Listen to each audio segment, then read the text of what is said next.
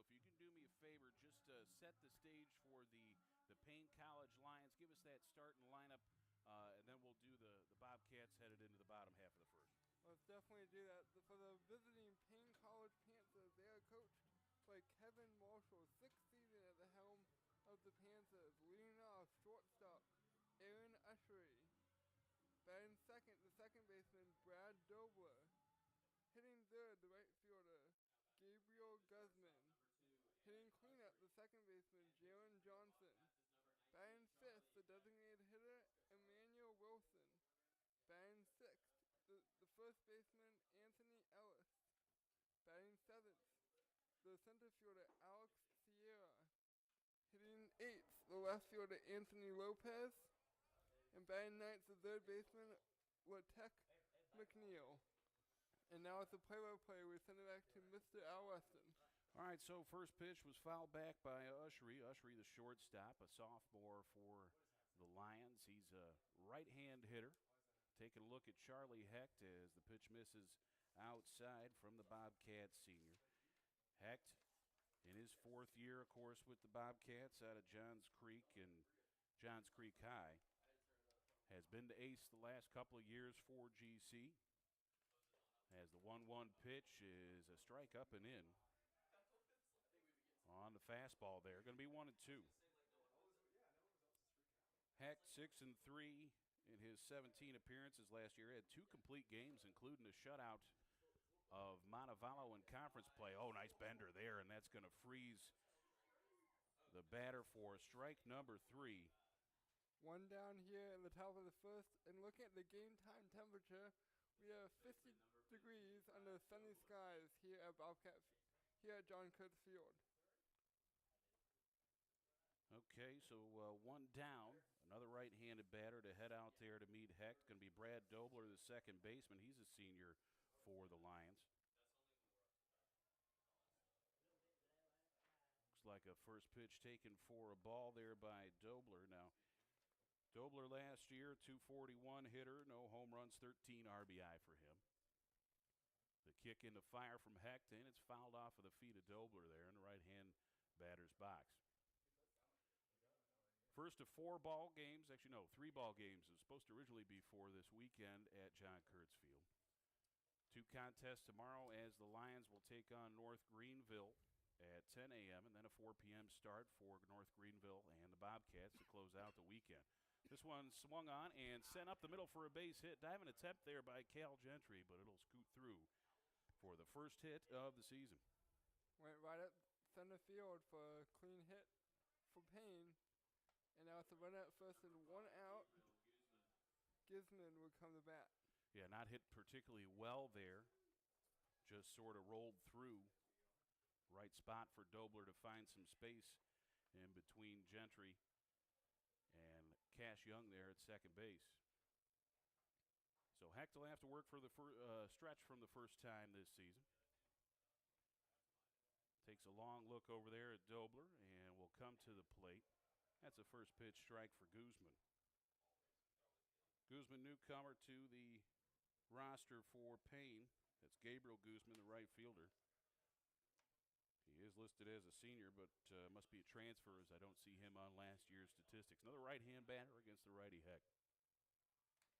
Guzman out of Miami, Florida. The kick into fire here from Hecht, and that one very late on the fastball, fouls it out of play. Deep in the hole here, 0-2 is Guzman. Defensive lineup for the Bobcats in the outfield left to right. Going to be Schmall, Maddox, and then a newcomer. No, actually it's Womack in right. A couple all-conference players in that outfield for the Bobcats. There's Hecht. Swung on and missed at the fastball. Swung at ball 1 there, but was able to get Guzman to fish at 1 out of the zone.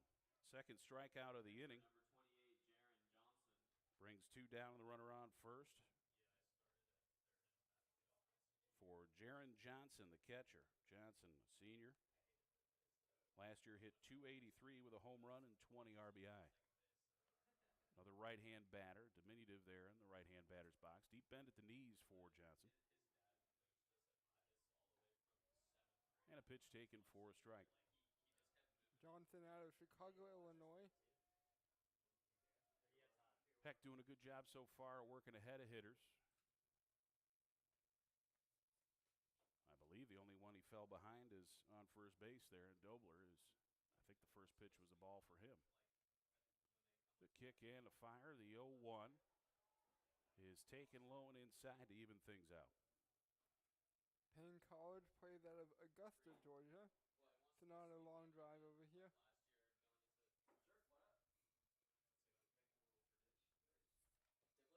Solid squad last year for Paine. Overall record was evened out at 21-21, but they were 12-8 in the Southern Intercollegiate Athletic Conference. That fastball up near the eyeballs, and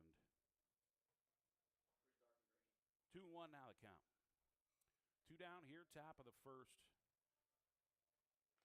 And the first contest of the 2018 season for number 22, Georgia College. The fire from Hecht here, checked his swing, gonna check with the base umpire. Indeed, he did hold up. So the count will run to 3-1 here now to the Paine catcher.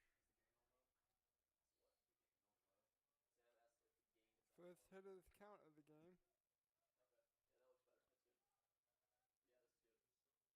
Hecht takes a look over at first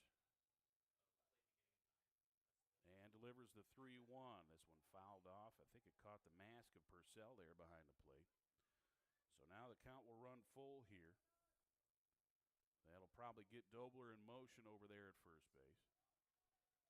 Didn't get a chance to set the rest of the defense. Garrett Green, who's been our second baseman last year, he's going to head over to third base this season. Put Gentry, our last year's hot corner fellow, over at shortstop. The new freshman, Young, at second. And that's Matthew Miller seeing a ball scoot under his backhanded attempt there at first base.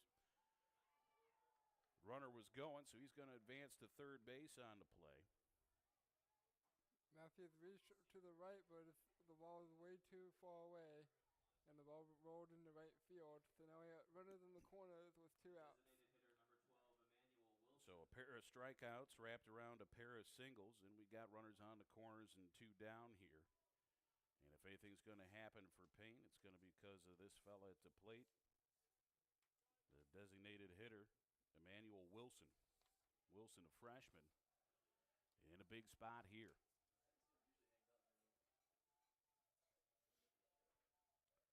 Back foot all the way at the edge of the batter's box, trying to get those pitches after they break, and he takes a strike right there.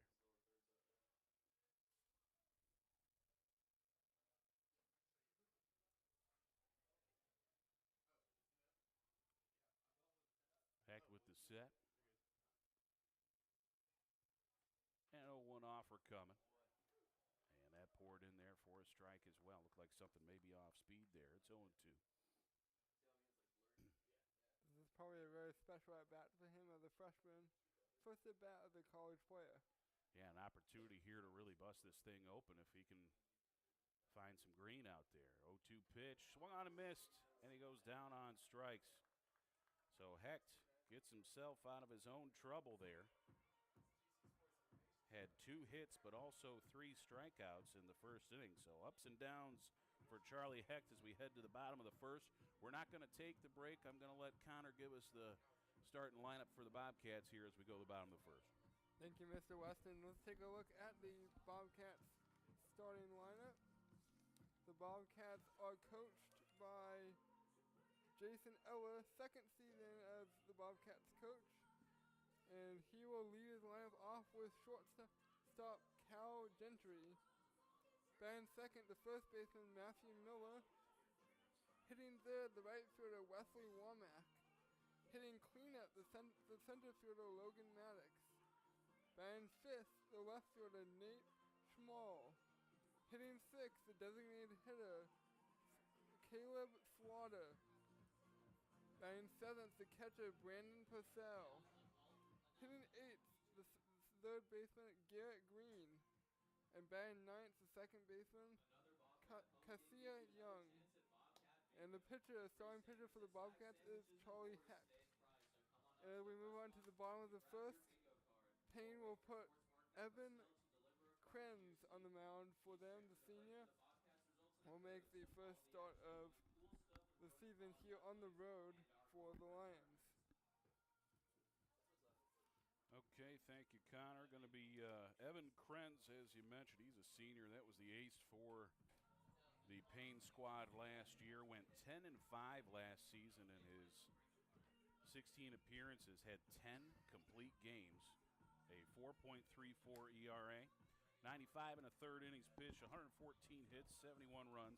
Just 46 of them earned. Looked like his defense had a little bit of trouble behind him. That's, almost just 2/3 earned of his total runs.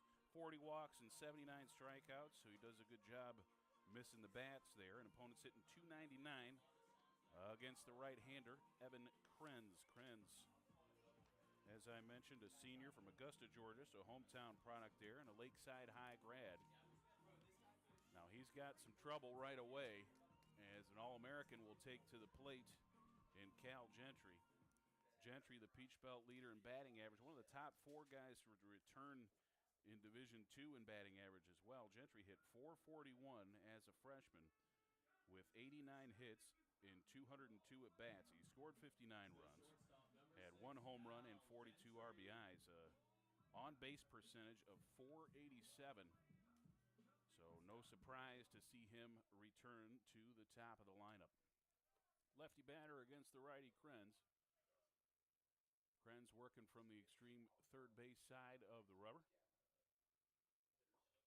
And a pitch taken for a ball low and away. Third baseman for Paine is in, looking bunt here. That's McNeil.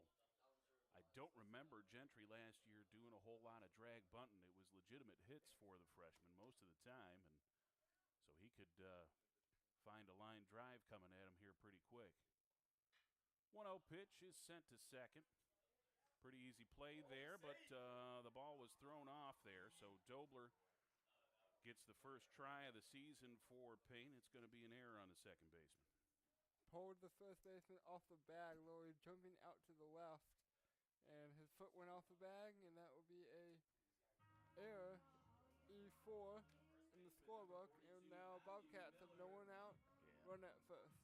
Ellis tried to get the foot back in time, but Gentry beat him to the bag. And that brings up Matthew Miller, familiar face for Bobcat fans. We missed him last year, but as a junior 2 years ago, he earned all-region honors for the Bobcats, was an all-conference outfielder, first-teamer as well. So Miller returns. He's playing first base today, and he takes a first-pitch strike. Miller, California native, a transfer from the University of Hawaii. Played a lot of right field for that Bobcat squad in 2016.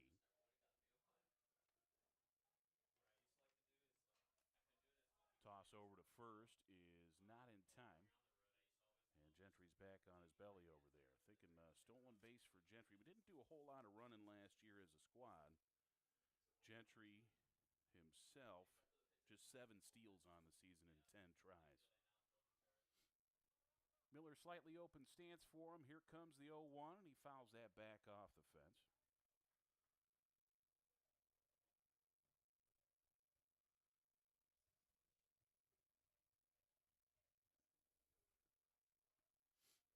Matthew Miller, if he can return to form,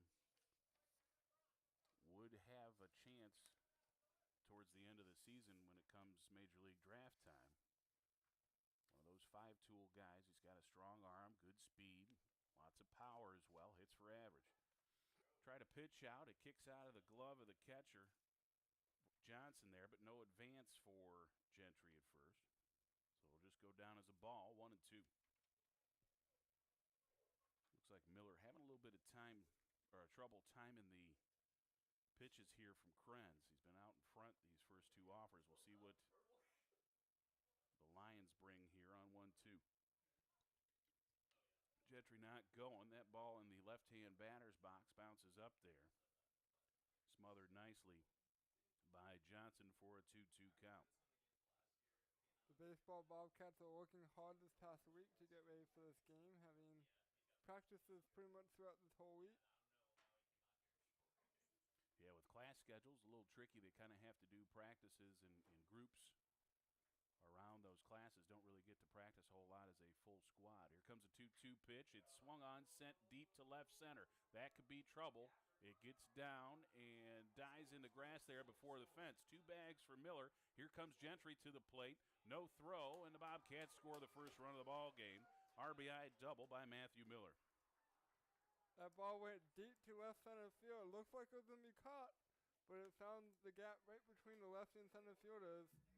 And just like that, first inning of Bobcat 2018 baseball is 1-0. A little bit of wet turf out there, perhaps. We did have some rain over the evening.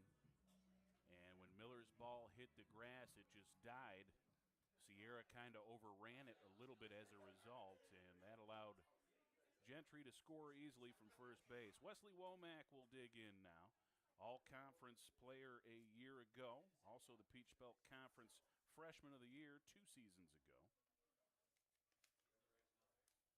Womack hit .365 last year. Swung on and ripped to center. That'll score another run. RBI single for Womack as the throw comes in. It's cut off, and the Bobcats are up 2-0. Nice, easy, productive ABC single there. And now Bobcats double the score on just 2 hits here in the first. Yep, got that error to start things off. You follow with a double and then a single. And Bobcats are up 2-0. That brings up Logan Maddox, another one of these guys that has to be thinking about draft stock potentially at the end of the year. Logan is a center fielder for us, has been a starter pretty much since stepping on this campus. Maddox hit .366 with 12 homers and 62 RBIs last year. He takes a strike there. All-region player a year ago. 2-time all-conference as well. Logan from Loganville takes a strike there on his first pitch.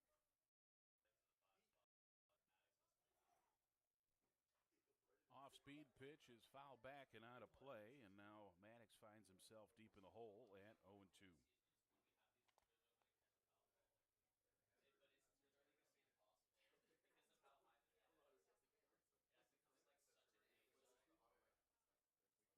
Down 2 strikes.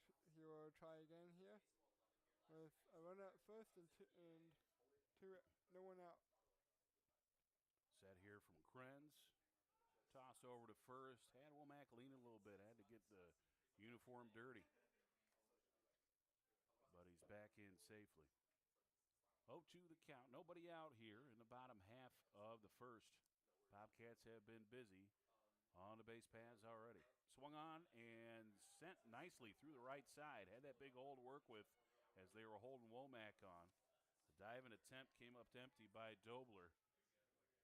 And that's his single, third hit of the inning. And it comes on an 0-2 pitch. Nice piece of hitting there by Maddox. Ball rolled right into right field. And nice easy hitting. First and second now, and still no one out.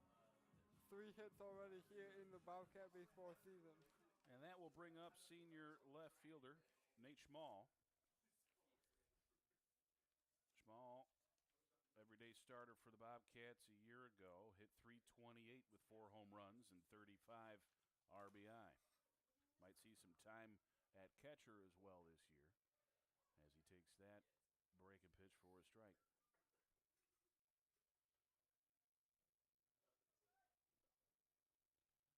Bobcats keeping things interesting at the top of the order. It's lefty-righty, lefty-righty, lefty, and another righty on the deck in Caleb Slaughter. Tries to get a bunt down. He tips it foul. So that will be an 0-2 count. Looked like Schmall was thinking sacrifice there, Connor. They're getting a little antsy there on the base pads. So first and second here. Got Womack on second, Maddox on first. That's pretty decent speed. Pair of outfielders out there. Something to the gap might score a pair.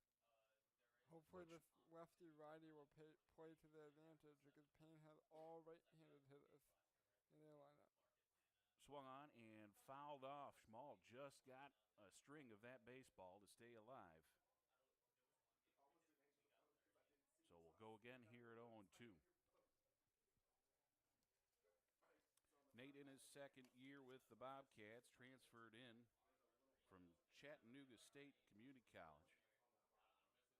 Did a great job in left field for us last year on that squad that won the Peach Belt Conference Tournament and advanced to the NCAA Regional.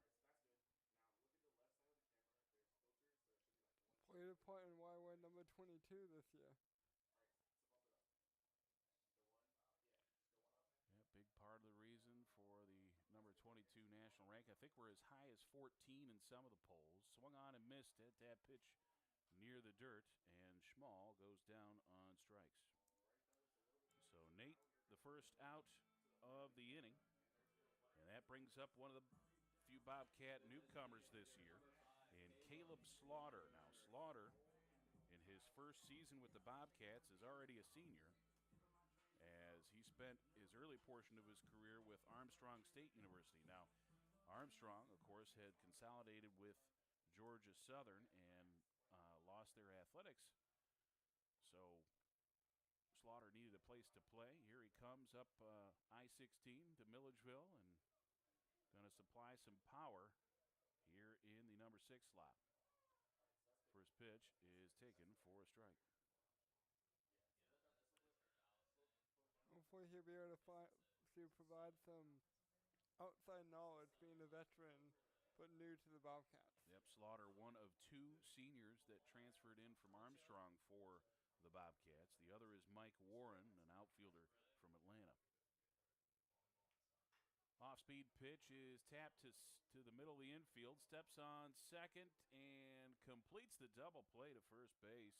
Not an easy play there as he stumbled a little bit on the bag, made the throw low to first, but it was in time, and the ground ball double play ends the bottom of the first. Nice job there by Ushery at short to get that thing going. So for the Bobcats, 2 runs on 3 hits, 1 Paine error. Did take advantage of that for 1 unearned run. And with 1 in the books, Georgia College already up 2-0. We'll send Charlie Heck back out to the mound, and we'll be back in just a moment here on the Bobcat Broadcast Network. Inning number 2. Oh, inning number 2 as well, says Connor. Here comes a 2-2 pitch from Charlie Heck. Nice one there, and he rung him up. Beautiful curveball, froze him, and that is out number 3. Gosh, that is 4 strikeouts already for Charlie Hecht here as we head to the bottom of the second. Charlie's dealing. Let's see if we can add some more runs. We'll be right back here on the Bobcat Broadcast Network.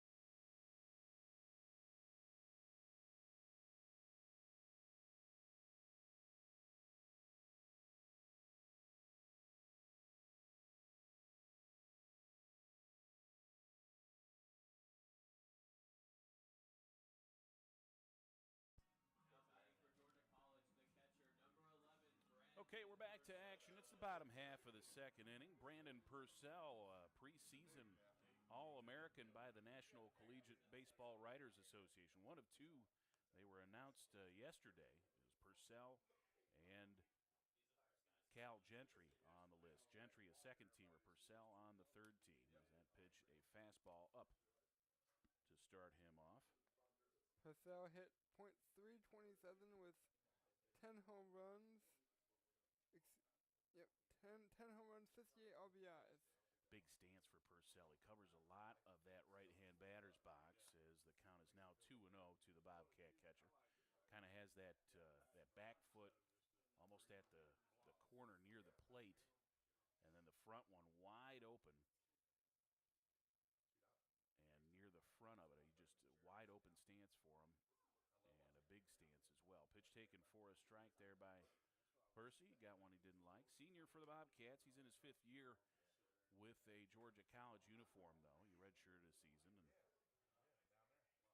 had the first year as a regular DH for us and spelling Steve Hazel from time to time in doubleheaders. This one is one hopper to short there, 2 hopper actually, and a throw to first is not in time. I got him beating that one out anyway. Let's go with a hit there, Hunter. That'll be a fair single there. You got to fix it then. Figure it out. And that means we got run at first and no one out. So for 2 innings in a row, the Bobcats get the leadoff hitter on.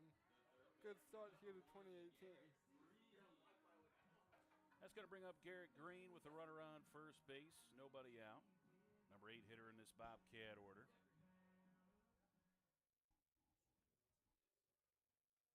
Green, a junior.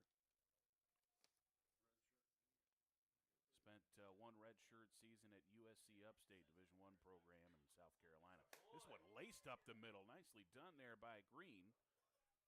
Back-to-back singles here for the Bobcats, and we're in business. A good way to follow up his .300 flat batting average from last year. As you know, you just have to hit .300 to be considered great in baseball. And that's what he did last year. He's now batting 1,000 here in 2018. Got Cassius Young at the plate, a freshman from Marist High up in Atlanta, seeing his first action. He's the second baseman here today. One of a couple of newcomers to this Bobcat lineup.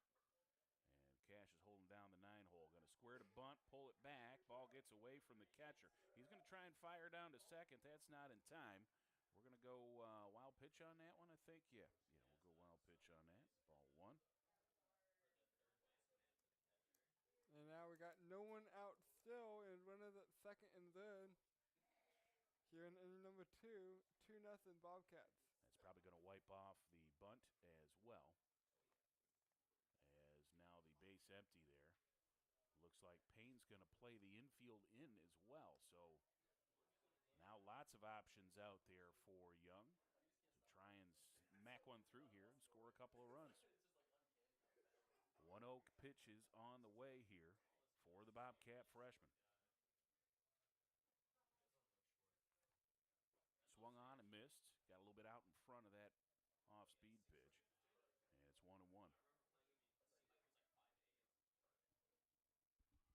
Bobcats coming in ranked number 22 in the country in Division II baseball, and they've started it off well, getting 2 in the first, and now with no one out second and third here in inning number 2.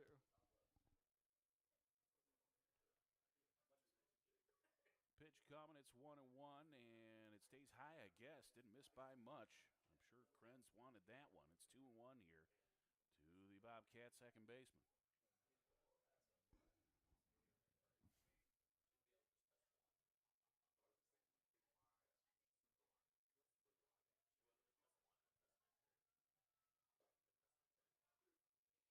There's a pitch taken for a strike by Young on the outside black. Even things out here at 2-2. 2 runners on. Infield still in here for the Lions.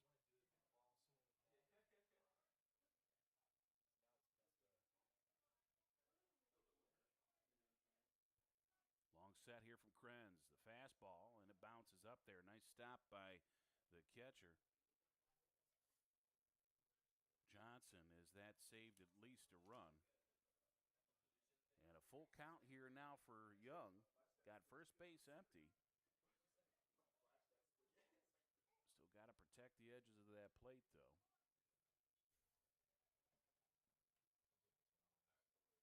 Here's the set for Krenz. And a pitch on the way to Young. Swung on and lifted to center. This is probably going to be deep enough to score the run. Tagging up is Purcell. He will come in to score. Also tagging and advancing is Green.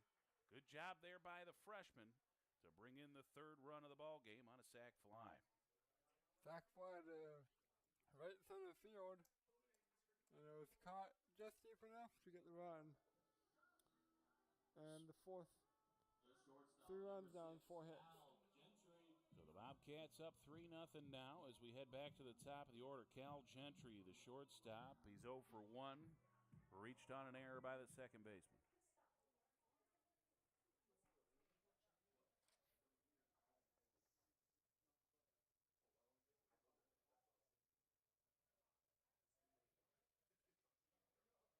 Krenz looking in there. He's staying around the zone as well. 28 pitches and 20 of them for strikes, but that one misses outside. Gentry hit 441 last year. That's like a career year for him, which he had last year. Yep, a returning All-American. He was listed on that preseason All-America team as well. Took a spot on the Peach Belt All-Preseason team. Lots of accolades for this freshman as he was the freshman of the year in the conference. Appeared on 2 different All-America squads. The D2 CCA, which is voted on by sports information directors, folks like me. This one sent to second. A diving attempt there by the second baseman. That'll be a hit for Gentry, but it does kick away from the right fielder, so we're going to get a hit and an error on the Lions. As Gentry able to take the extra bag, he will get the run in, so an RBI for him as well, as it's now 4-0 Bobcats. So if I understand that correctly, was that a single and then advance to second and an error, Mr. Weston? Yes, sir. Sounds good. And I got second, run out second, and 1 out.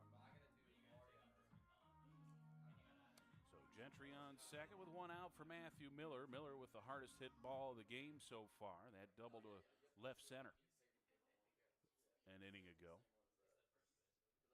So he's 1 for 1 with an RBI double, a run scored as well. That one bounces in the left-hand batter's box. No advance by Gentry. Yeah, scrambling around back there is the catcher Johnson to pick it up. With the error on the last play, the Lions now already have 2 errors in the game. They're only 1 1/3 innings into the contest. So the Lions have definitely given up the worst of errors so far on opening night. All right, so mound meeting here for head coach Kevin Marshall, his 6th season at Paine College. A graduate of Shaw, so that's right up there in that league, that's Southern Intercollegiate Athletic Conference. So he graduated from one school in it and is coaching at another. And he's talking things through with his ace here to see if Krenz can get himself out of this situation with 1 down and a runner on second. A couple of pitches had bounced there for him, and I think maybe Marshall saw something in the delivery that could be adjusted. So Gentry on second, getting the lead there, and Matthew Miller at the plate with the slightly open stance. A young man from San Diego, California. Don't know how he's performing in weather like this, as that one is low and away. It's 2-0 now. Definitely cooler here in Milledgeville, Georgia, than probably San Diego, California right now. Yep, that. You combine it with the University of Hawaii as well. He spent some time there. I can guarantee it's probably better weather in Hawaii right now. And better views, too. Indeed. 2-0 pitch coming. Swung on, and it's foul. Looked like maybe off the foot there. It trickles toward the Bobcat dugout. So the count now 2-1. Miller again way out in front of that pitch. He had a little trouble timing in the first at bat before he got that double. I don't know if it's the off-speed stuff that is causing Miller trouble there. He just doesn't seem to be squaring up some of these pitches. First game of the year. A toss to second as the shortstop Ushery had kind of curled around Gentry, and a quicker throw might have had him there as they had a little pickoff play going. Solid crowd here at Kurtz Field for the season opener. People coming in, filtering into the hill at John Kurtz Field. Swung on and ripped to shorts, hit hard. And a nice play there, scooped up easily and fired across the diamond by Ushery for out number 2. Hit hard, but right at him. And Gentry can't even advance as that ball was just in front of him. So 2 down now, and that brings up Wesley Womack. Bobcat right fielder is 1 for 1 with an RBI single. Womack hit .365 last year, 6 homers and 51 RBIs. Wes, an all-conference player last year, freshman of the year in the Peach Belt Conference 2 seasons ago. So a lot of hardware on Wesley Womack's mantle. See if he can add to it here in his junior season as that pitch low and inside for a ball. Wes had some elbow surgery. Spent 1 season redshirted.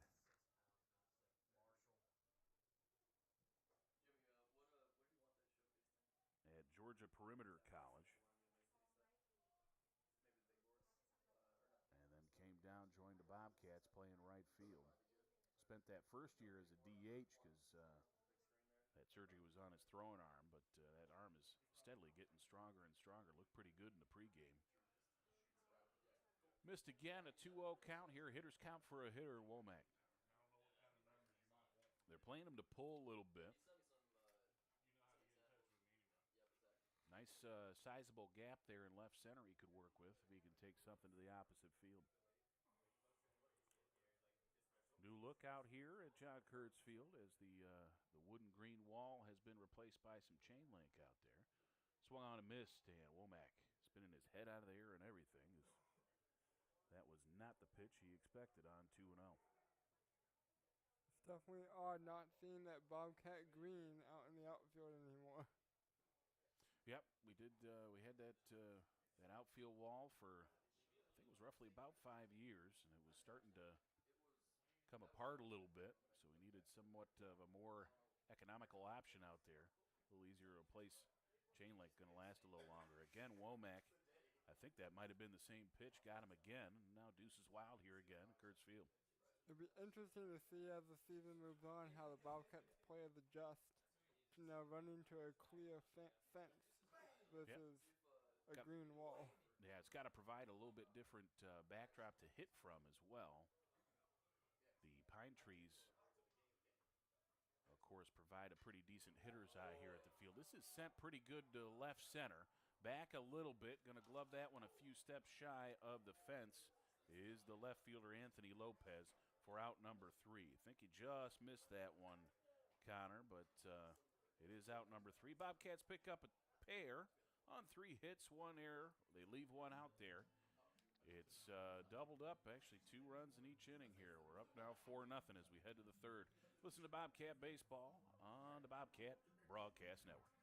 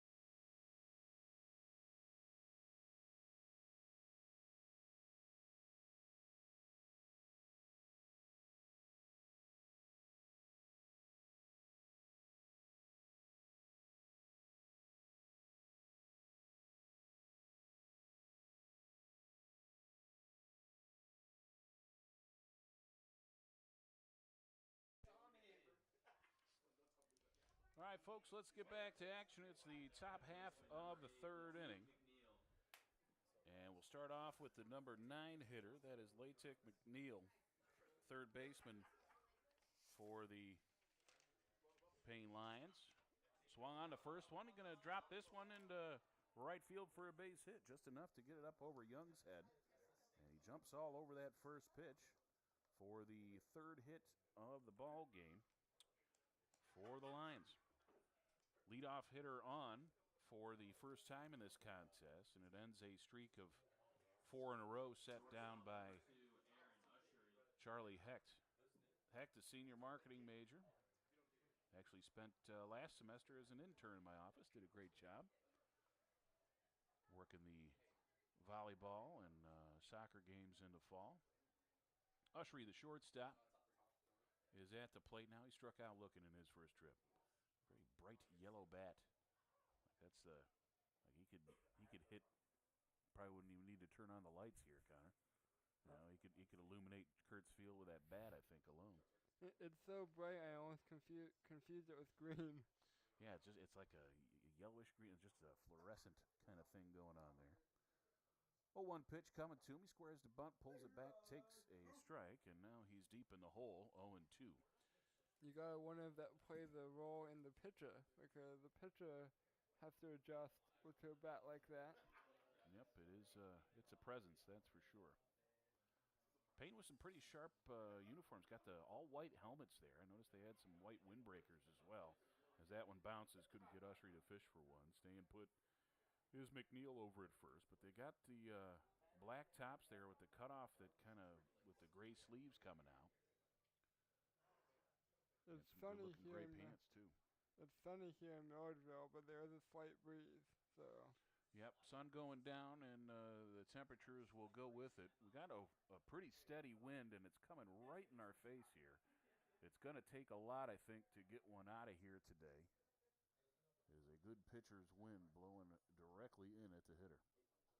And pretty well starching that American flag as well.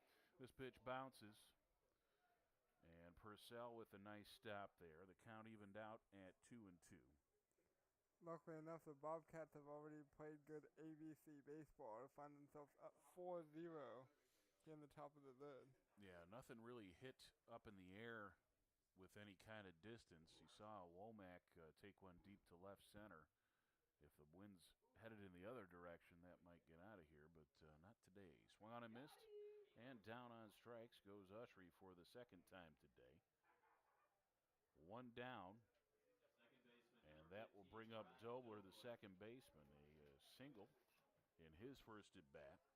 Got all the way around to third base and was stranded there. So Dobler will be charged with trying to at least move this runner over as Paine tries to take advantage of that leadoff base runner. Dobler hit .241 with 13 homers and 23 RBIs last year. Yeah, one of just a couple of returning starters as he makes a big cut and a miss at that first offer from Hecht.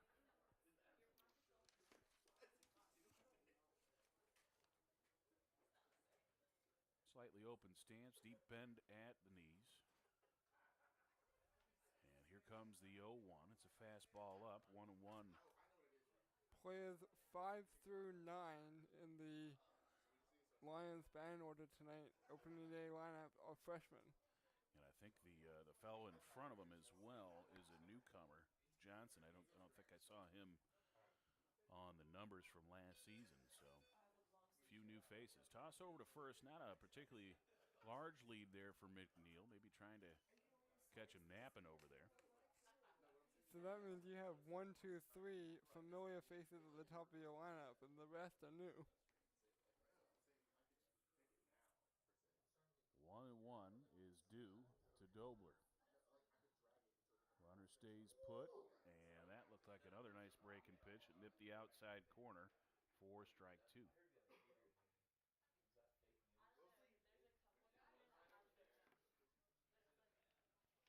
So Hecht looking to get a strikeout here for the second out of the inning.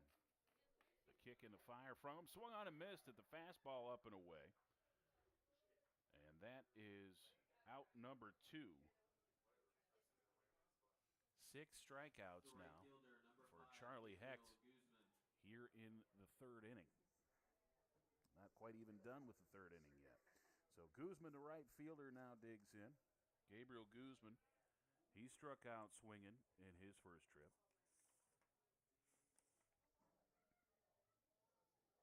That one bounces, gets away from Percy a little bit, but not far enough for an advance from McNeil.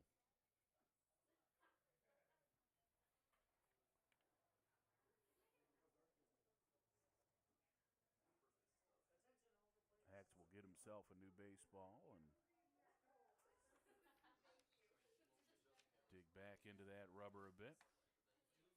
Lead's a little bigger for McNeil now over at first base. We'll see what happens. Staying put. There's a breaking pitch again that nipped the outside corner. Steady diet, I think, of sliders here, it appears, that are starting on the plate and then moving to the very edge. And Paine taking the last few, the Paine hitters are. 1-1 pitch for Guzman. That looked like maybe a curveball there, and Miller knocks it down, picks it up, and steps on the bag. The 3 unassisted ends the 3rd inning. So no damage on that leadoff single. Strand them out there. We'll head to the bottom of the 3rd. It's Georgia College 4 and Paine 0. You're listening to Bobcat Baseball on the Bobcat Broadcast Network.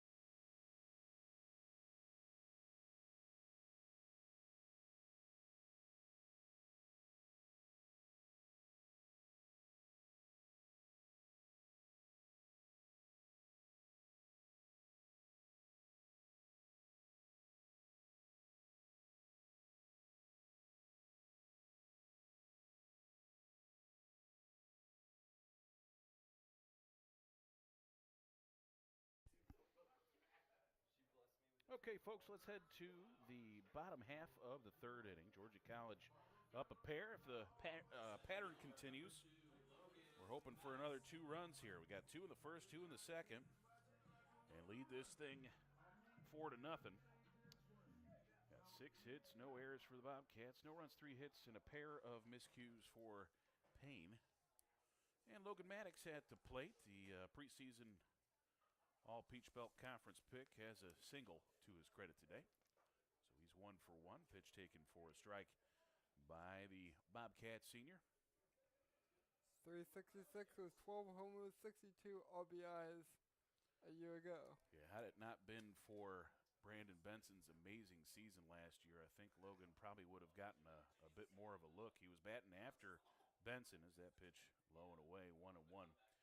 So there wasn't a whole lot of RBI left to be had after all those home runs that Benson hit. And yet he was still able to put up some pretty gaudy numbers by season's end. So expecting for a big season, I imagine, for Logan here. And that's a curveball taken for a strike. How about a 1-2 count here for your Bobcat senior? You said previously, Mr. Weston, the sky's starting to get red up there. Sun is going down. I mean, it's going to get rapidly cold here at John Curtis Field. Yeah, lights are starting to take effect a little bit. Off the end of the bat and sent through the right side again. Logan Maddox, very similar singles in his first 2 trips as both times he found himself behind in the count and just took a breaking pitch on the outside and sent it that way through the right side for a single. So leadoff base runner for the Bobcats as Maddox is 2 for 2. Nate Schmall will dig in. Bobcat left fielder, he struck out swinging in the first inning, so he's 0 for 1. Schmall hit .328, 4 homers, 35 RBIs last year. And that's a curveball that's snapped in there for a strike, 0-1. Krenz still dealing on the hill, nothing happening out in the Paine College bullpen. They didn't have very many pitchers last year, I noticed. That was one thing. 10 complete games for this guy last year. And on the roster, they had, about 7 guys get pitching stats last year. So this one swung onto the right side. It's knocked down by the second baseman. Way to stick with it there by Dobler as he gets Schmall at first base. Maddox able to advance on the bobble. Might have had a thought of a double play potential, and that might have caused the bobble there as well. So 1 down. Maddox now in scoring position. As good as a sacrifice bunt, I guess. And the big fella, Slaughter, up there now. Designated hitter number 5. Even with the bobble, it was good that he just went to first and didn't worry about second. Yeah, didn't try and make too much happen there. Was able to get the simple out there at first base. Slaughter digs in. He grounded into a double play in his first trip. Well back in that right-hand batter's box. Crowds the plate a little bit, and that one bounces off the plate for ball 1. Again, Slaughter in his first season with the Bobcats, transferring in from Armstrong. But he is a senior. He's from Cochran, Georgia, which I believe that's up in the mountains, right, Cochran? I believe so. Okay. I believe that's the hometown of Chapin Ryerson from the basketball team, if I remember correctly. 1-0 pitch is due to Caleb Slaughter, our DH. That's a big cut. My goodness. He had bad intentions with that swing right there, as it's a 1-1 count.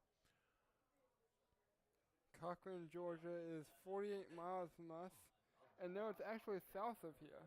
Oh, okay, that's out there in Macon area, right? It's between east of I-75 and southwest of I-16. Yep, looking at that near Warner Robins. Okay, gotcha. Wrong direction, but we found it.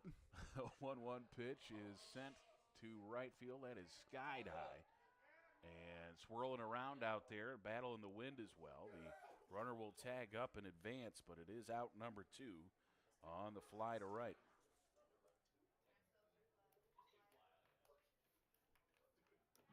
So now with the runner on third base and 2 down, it's up to Brandon Purcell. Purcell, a single and a run scored. That came just an inning ago.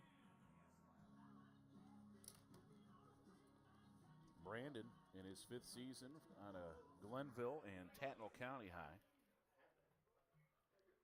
Purcell hit .327 with 10 homers and 58 RBIs last year. Probably going to take a hit here if we're going to score for the 3rd straight inning in this contest. And that one low, not to Purcell's liking. Purcell very patient in his first at bat, worked himself into a hitter's count, and then laced a single to get things going in the second. Numbers on the scoreboard that are not just one big circle for the first 3 innings would be nice. That one bounces off the plate, and here comes the runner. How about that? Alert play from Logan Maddox as the wild pitch will bring the run in to score. And no circular number will have to go up for the 3rd inning. Yep, so we do put runs up for the 3rd straight inning, as now it's 5-0 Bobcats. I got a 2-0 count as well for Purcell. So a hitter's count here for one of the more potent Bobcat bats. Krenz back to the full windup now, and the 2-0. Fastball just a hair late on it, and he's going to send that one over to the Bobcat softball diamond. Speaking of which, Georgia College softball gets in action tomorrow out in Columbus. Got the preseason showcase there with the three conferences converging on this softball complex in Columbus. And the Bobcats will play 2 games tomorrow, 2 more on Sunday at that neutral site to get their season underway. Jamie Grodecki and the gang. Men's tennis got things going today. Got a big win over Morehouse to start things off, 9-0, as they did some pretty quick damage on the Maroon Tigers to start off their season 1-0. Here comes the 2-1 pitch, and that's an off-speed pitch for a strike, 2-2. Back to Deuces Wild here again, John Kurtzfield.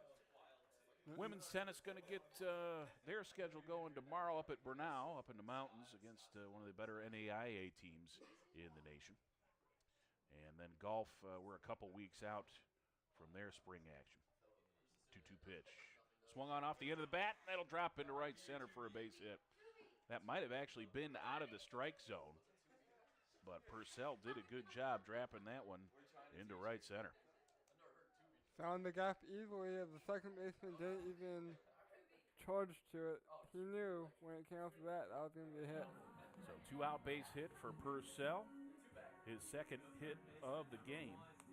And that brings up Garrett Green. Now Green in his first at bat jumped all over the first pitch and hit it on a line right over the second base bag.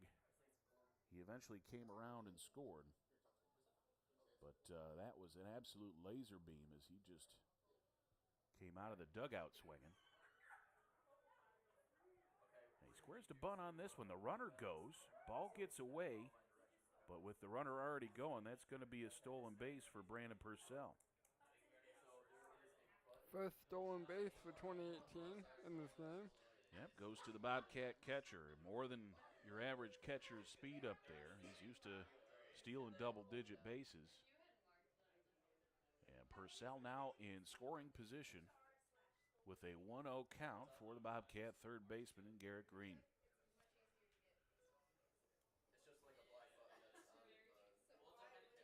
Ten stolen bases for Purcell a year ago.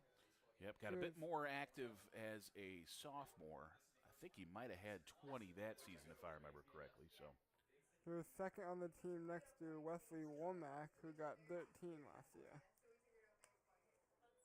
Set here from Krenz as he takes a look to second. Green will take a pitch on the outside. Black, it's 1-1.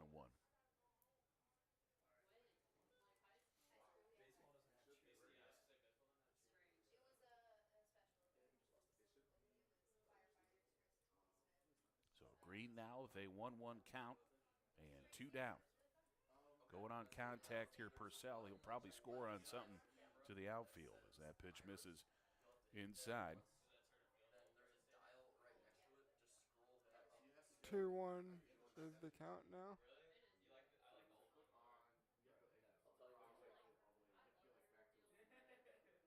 So here's the long look to the plate.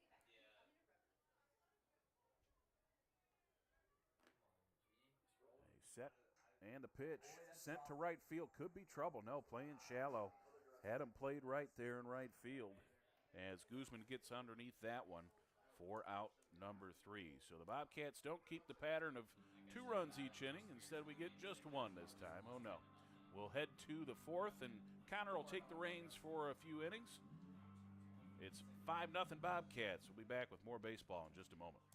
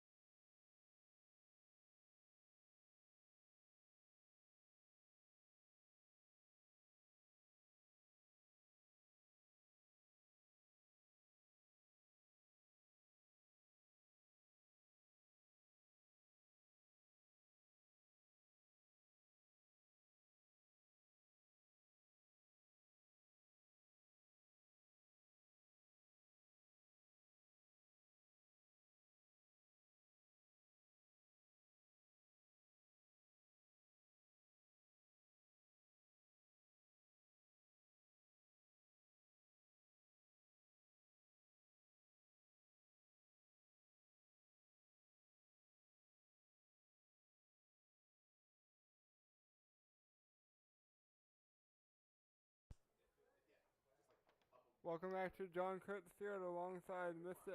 Al Weston. I'm Connor King. We get set to go for inning number 4. I do like how you throw the Mister on there. It makes me feel more important. I'm going to ask everybody to do that, I think, from now on. As the pitch comes in for ball It's number always 1. Mister, guys. Mister. We're going to go with Mr. Al Weston. Yeah, that's key. I'll put it on the group me, don't worry. The 1-0 pitch is grounded to second. Bobbled 4-3, and they will get the out. Out number 1 here in inning number 4. Well, Young there did a good job smothering that ball. Unfortunately, didn't come up clean with it to start out, but had the wherewithal and knew he had time with a catcher running to still fire from one knee and get that runner out. I'll now bring up the designated hitter, Emmanuel Wilson, the freshman. And the pitch comes right down the middle for strike number 1. Wilson's first trip, strikeout swinging, that ended the first inning for the designated hitter. The 0-1 pitch on the outside corner for ball 1-1.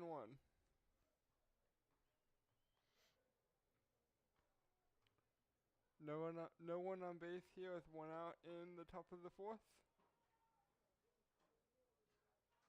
The 1-1 pitch is scooped up in the dirt for a ball 2-1. Of course, when I was given the upcoming schedule for Bobcat athletics, I left out the basketball program's got some action tomorrow. Pretty tough one for the guys' side of the top team in the Peach Belt Conference going to be coming to town. It's a 1:30 doubleheader against UNC Pembroke over at the Centennial Center. And that ball is hit to the pitcher, grabbed 1-3, and that line out will force out number 2 here in the top of the 4th. Charlie fielding his position well there, came off the mound pretty quick and was able to get some leather on that one. And 2 quick outs here in the 4th. First baseman Anthony Ellis will hit. Ellis, a liner to center. That was that great play by Maddox where he just laid out for it and was able to haul in the sinking liner. The first pitch is on the outside corner for ball 1-0. A lot of Georgia folks on this Paine lineup. No surprise as well as they're on the border there between us and South Carolina. And that ball is grounded right to third. 5-3 with a long stretch, but gets it. And the Lions go down 1-2-3 here in the top of the 4th. We move on to the bottom of the inning. Bobcats up 5-0 here on the Bobcat Broadcast Network.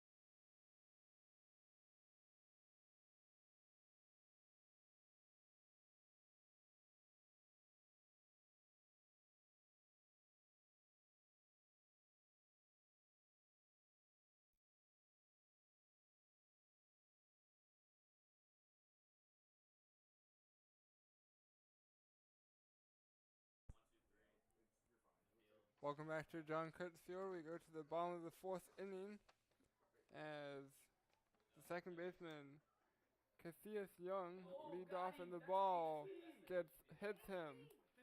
And on the first pitch of the 4th, it goes right on the side of Young hit by pitch, and now we got to run at first with no one out.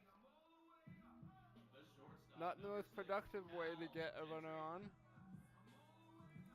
And that'll bring up Cal Gentry, the sophomore, with the runner at first and no one out. Did you bring snacks?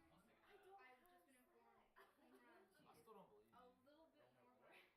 He's fine out there at first, so clear the hit by pitch wasn't Them mom too and dad bad, have snacks. but still. They at least And the got first pitch is sauce. drilled into deep left field. A nice easy single. First and second now with no one out.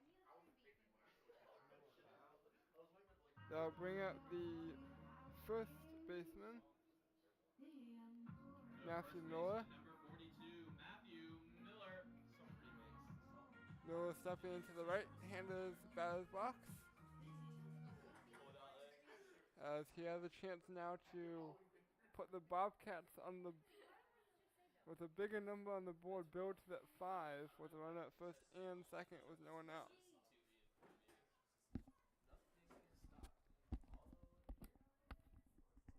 The first pitch is hit to right, deep right field. That ball will go to the fence. It will roll to the fence. One is coming home. And with that, it is a 1-run double as Young comes to score. Gentry goes to third, and Miller gets an RBI double here in the fourth. The right fielder, number 12, Wesley. Good piece of hitting there by Miller. Put a lot of power into a pitch to the opposite field. Found some green in between the right fielder and that right field line. That's going to get a conversation with the entire infield as Paine has their first reliever up of the day. Looks like a number in the teens there, a lefty. If I had to guess, I believe that might be Osmani Perez, number 10. They break from the meeting, and that means Wesley Womack will get to hit here, the right fielder. Yeah, again with this early portion of the Bobcat lineup, they go lefty-righty, so you really can't get a handed matchup in your favor for more than one batter up there. And we got a balk call. Oh, so that's going to score another run here, Con. And they're the first balk of the 2018 campaign. That means it's now 7-0 Bobcats and a run at third. No count and no one out.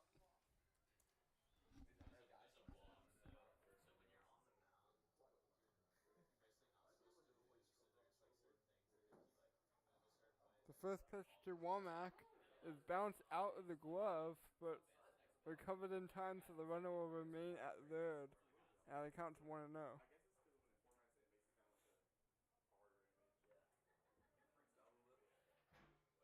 Yeah, I didn't see what Krenz did there on the balk call. Unfortunate spot there, as he got a lot to think about with runners on second and third. And he probably took a quick look down to the bullpen to know that his time might be limited as well.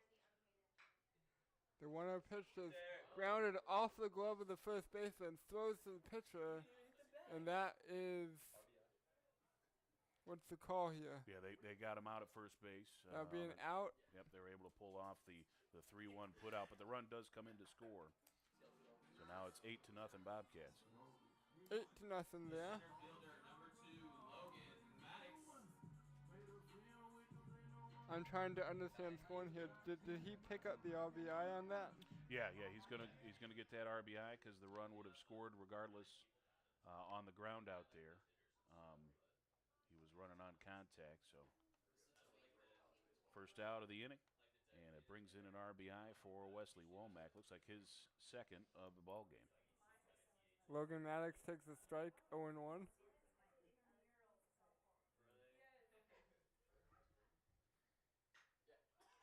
And Maddox flies it to right. Right field is going left, but can't find the ball. It rolls to the fence. Around second, he's going for third. And he slides in with a 1-out triple. Logan Maddox, the center fielder, putting the speed on. That's the first triple of the 2018 year. Yeah, probably the best pure speed on the team right there for Maddox. He's one of those guys that can go from first to third in a hurry. Off the bat, the right fielder had some trouble with it, Guzman, as he originally started directly backward and then kind of had to curl off toward the line a bit. And once it kicked down, it rattled all the way to the fence, and I think Logan off the bat was thinking 3 bases. Going to earn you a conversation here with the head coach for the Paine squad, Calvin Marshall. He's going to head out and talk things through with Krenz. It's his first meeting of this inning, so he doesn't have to pull him, but it looks like he's going to do so regardless. So we'll have our first pitching change of the ball game. We're going to take a brief break and tell you about the new left-handed reliever in just a moment. Bobcats up 8-0, runner on third and 1 down.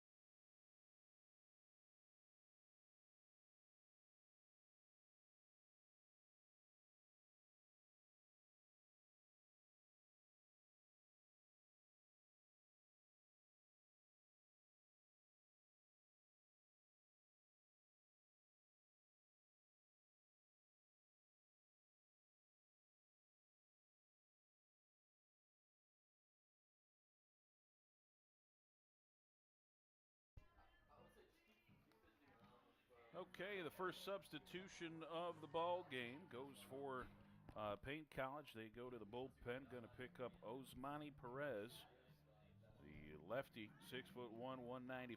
He was a sophomore eligibility from Miami, Florida. Went to ASA Miami Prep for a year and is in his first year up in Augusta.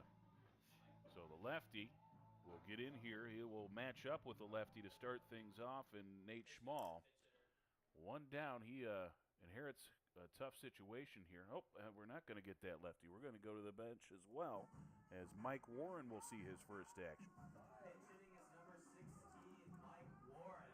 So in steps Mike Warren, the transfer, a senior from Armstrong State, the number 2 hitter in the Peach Belt Conference in batting average last year. The number 1 hitter is our shortstop, so Bobcats have the top 2 batting average returners in the league. And Warren coming off the bench here. The Atlanta native sees his first official at bat in blue and green. There's a fastball to start things off. You go ahead and get things rolling now, Connor. 1-0 is the count as Warren stepped into the number 5 spot in the lineup. Is keeping the score at home. This inning taking a little longer than Charlie Hecht would like. He headed out to the bullpen to get some tosses in to warm up. Wild swing there as he went forward on the swing. Make it a strike, 1-1.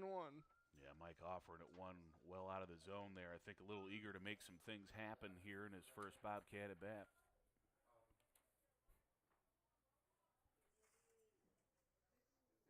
The 1-1 pitch is hit him in the shoulder, and that's the second hit Batman for Lion pitching. The starter did it, and now the reliever did it. Yeah, Perez just kind of lost the handle on that delivery. Came up into the helmet of Warren, ricocheted off of there, and actually came in and hit the hands as well. So runners on the corners here, one down.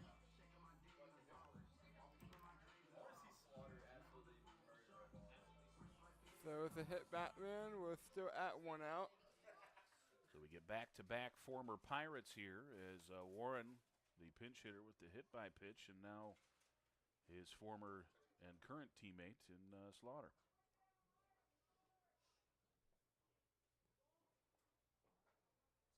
The first pitch to Slaughter is too low for a ball, Yep. 1-0. Unfortunately, going to get another balk call here, and that's going to bring in the second run of the game via balk, and that makes it 9-0, Connor. Bobcats definitely taking advantage of the lack of pitching skill, as we can see from the Lions. 2 balks already and 2 hit batsmen. When you can say that your pitchers balked twice and hit 2 batters, that's not something to be proud of. And now it's 1 out. We'll have runner at second. And number 5, Slaughter, will remain at bat with a fresh 0-0 count.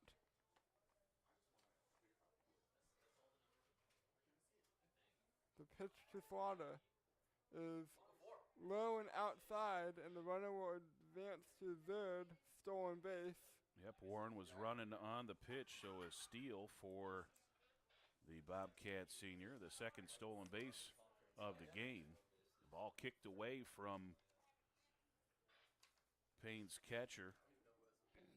And Johnson, he wasn't able to make any sort of throw over there at third base, but it was a heck of a jump by Warren regardless.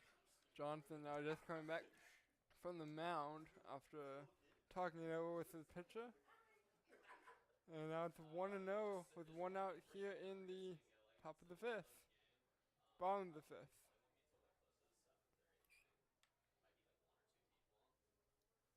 The 1-0 pitch is high, 2-0. Good patience here from Slaughter. Didn't show that in his first at bat. Offered it some out of the zone. Eventually flew out to right. He's 0 for 2 now with that ground into a double play and the flyout. And he fouled it back right over the fence. Now bring the count to 2-1. Yeah, didn't miss that one by a whole heck of a lot. Just a little bit late on the fastball. As he squared that one up on the meaty part of the bat.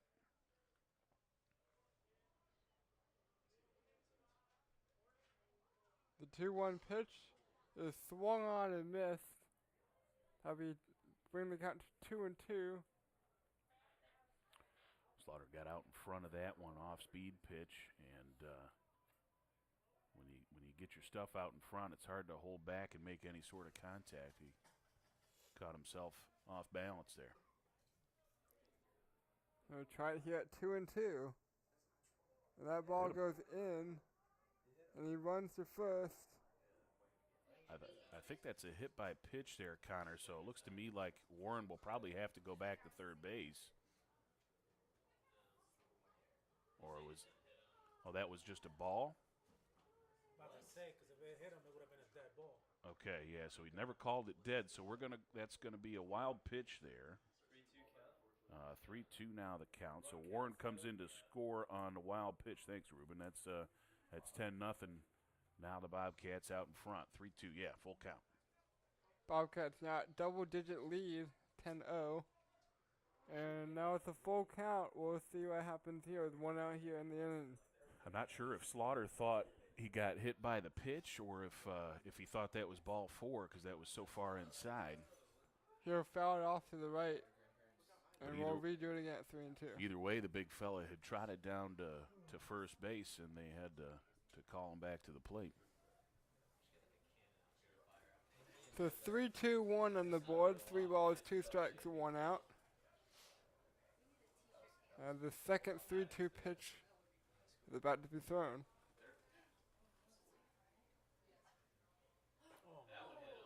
And that hit him behind the leg, it looked like. Yeah, I don't think he got hit by the pitch again. Time was not called. There wasn't a dead ball called by the home plate umpire, so that's just a walk there. And Slaughter will check into first base as that pitch was behind the batter. Behind the batter on the left side. Run at first now, 1 out for Brandon Purcell. Run at first, 1 out. Purcell, one of these guys, he's been here for 5 years if you count the red shirt, but he has not changed his music since day one. We'll get guys that'll sometimes change their music by the week, but he is stuck with that same, whatever that country. I don't listen to country, so I have no idea what it is. But I've been listening to that song out here for 4 years. He has dedication. Yeah, I don't care, Reed. Reed trying to tell me what the song was. It doesn't make any difference to me. I'm just making the interesting comment that the music hasn't changed. He takes the ball outside 1-0, and the next pitch here, it hits him. And that is the third hit batman of the game, second of this pitcher. That'll bring runners to first and second here in inning number 5, 1 out. Another hit batsman is the reliever here. Perez has not provided much relief. Unfortunate spot here and a slow walk out to the hill to talk to him. Another righty working, but just early, hasn't got the catcher in the crouch quite yet. So this is going to be a conversation to say we got to find the strike zone here and quickly. I like the pun, Mr. Weston. The reliever is not providing relief. Yeah. Not doing his job. He came in the spot there. It was a tough one. Had the lefty. Schmall was due up, but he said he saw the pinch hitter, and he hit him, walked the next guy in Slaughter, and then hit Purcell. So not a good start to the career here at Paine for Perez. The Bobcats infield will all gather in front of the dugout. Yeah, I had the bench kind of talking things through over there with Coach Heller about the offensive approach here. Again, very early in the warm-up process for the next potential reliever for the Lions. Looks like number 20 out there. That's the right-hander Savon Doolittle from right there in Augusta. So we might see him next if Mr. Perez can't start to find the mark. Third baseman Garrett Green will hit here. And I just noticed that the Bobcats went in front of their dugout, as the Bobcats are using the third base dugout as the home dugout this year. A little different than the traditional home side gets the first base side. Yeah, a lot of parks you'll see the first base side be the home side, but I've been here 10 years. It's always been third base. Not sure why. The first pitch is checked at, but that'll be checked out, and it will be a ball granted. I will tell you, Connor, the way the sun sets, I think it's in the face of the first base dugout, so that might be part of the reason why, is that to keep the sun behind us so we don't have that going in our faces at every home contest. That would make perfect sense. As the 1-0 pitch is hit out deep to left center field. That ball drops, and 1 run will score. Second one right behind it. And just like that, they had 2-run, bases clearing double, and that will bring the Bobcats up 12-0. Yep, that takes over Miller's spot as the best hit ball of the contest so far. Interesting that Maddox was able to square up an offer from Perez, who had some trouble finding the strike zone. We would think there would probably be a bit more patience there.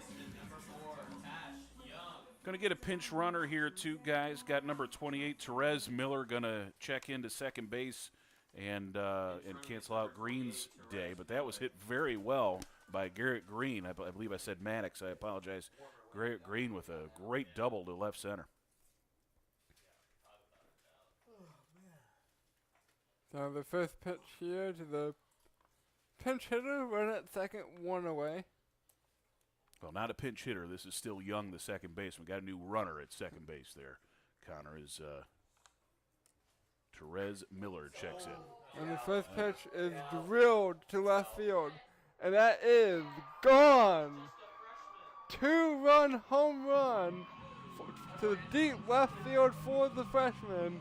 And just like that, to keep piling on, it's 16 to nothing. We got 14 to nothing. 9 runs in this inning alone for the Bobcats. We knew these type of ball games could happen for Georgia College. Again, a squad that led NCAA Division II in runs per game last year and batting average in Division II as well. That ball was hit pretty well. That's your number 9 hitter in Young, who is now driven in 3 and scored 2. So good production out of the freshman second baseman. And conversation here between the shortstop and Perez, and potentially trying to buy a little bit more time for that reliever here, as we might see the righty come in. But it won't be for Gentry as he takes to the plate now. Gentry will hit with 1 out. 14-0. I think we can officially call this a blowout. Well, if it wasn't this 9-run inning, sure helped out a bunch, and that off-speed pitch outside. Gentry 2 for 3, has reached all 3 times though. Got on an error in his first trip, and he has scored a run and plated another after his 2 singles. So Gentry, the Peach Belt leader in batting average, picking up where he left off. When he had to step away from that pitch, as this pitcher already had his fair share of hit pitch. Yeah, 2 hit batsmen in the inning. And when he's come across the plate, the Bobcats still able to square it up. Sometimes when pitchers are a bit wild, you can't really quite dig in there. And Georgia College has not had too much trouble still squaring them up. That ball is high, 3-0. And note, we've had 9 runs scored in this inning alone. 2-2-1-9, innings 1 to 4. That ball is apparently low, and a 4-pitch walk, unintentional. Yeah. With 1 out.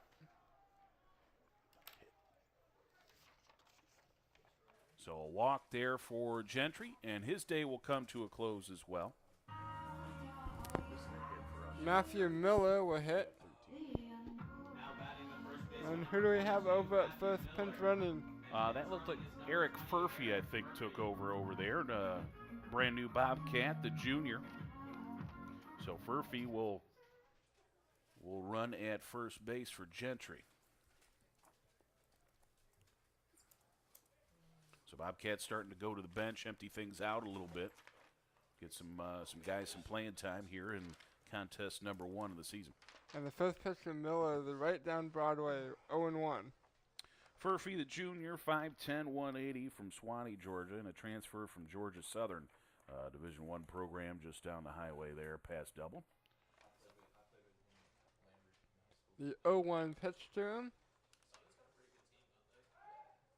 And it will go to first to check the runner, and we'll redo it again, 0-1. I believe Furphy, not the only Georgia Southern transfer. Yeah, there's another one there, actually Miller. The other pinch runner in this inning was a Georgia Southern transfer as well. And you also want to add in Kent Rollins, the assistant coach for the Bobcats. He played his college ball at Georgia Southern. And he popped the ball to second, threw the short to get the out at second base, and then to first. And I believe he just got the out at second. Yeah, didn't have much chance of doubling up Miller there at first base, but they do cut down the lead runner at second.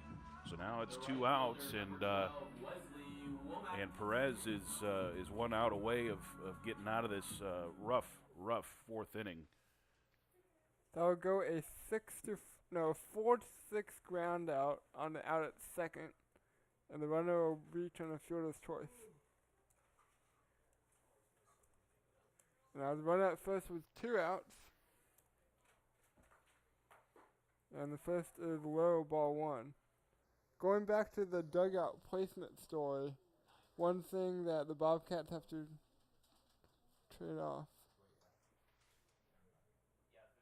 is having the home dugout at third base, they got to run across the field every time they get out at first.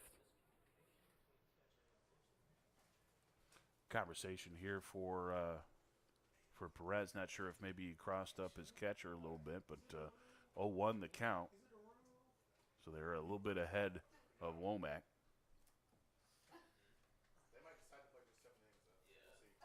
It's an 0-1 pitch. 0-1 count here. Yeah, again, Womack having a great day so far. He's got 2 runs driven in on a 1-for-3 day. Single to first, fly to left, and then ground out to first base. The 0-1 pitch is grounded into right center field. Runner will advance to third. As now we'll have, with that single, runners at first and third with 2 outs. Yeah, 14th hit of the ball game for GC, and we're just here in the 4th. Nice piece of hitting there by Womack. Hit hard and right up the middle. As Miller, able to run on contact due to there being 2 outs, was able to take the extra bag to give us runners on the corners. That'll bring up number 2 for the Bobcats. That's the center fielder, Logan Maddox. Maddox, 3 for 3, a pair of doubles, no, a pair of singles and a triple. 2 runs scored for the senior. Runners at the corners, 2 outs. The first pitch is taken inside, 1-0.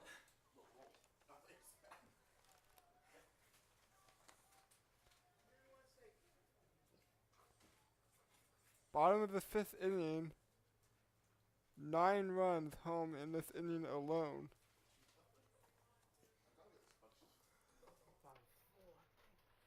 Looks like Charlie Hecht tossing a little bit out in the bullpen again to try and stay alive. No, actually, that's going to be a new arm out there. It might be the end of the day for Charlie, as that's Kyle King, converted catcher, going to see his first action potentially here, as this inning has taken a while. It's such a cold day. I don't think Heck can get back out there once we get to the top of the 5th. He fouled that pitch back, 0-2. Now the next pitch is inside, 2-1.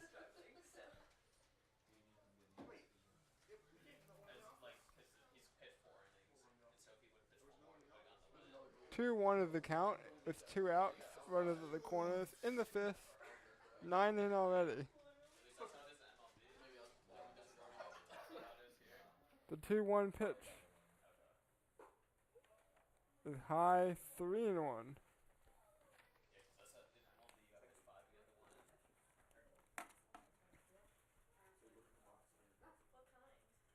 It's officially become nighttime here in Milledgeville. Yep, lights taking full effect here. Nice, dark evening, and still a little bit of a wind coming towards us.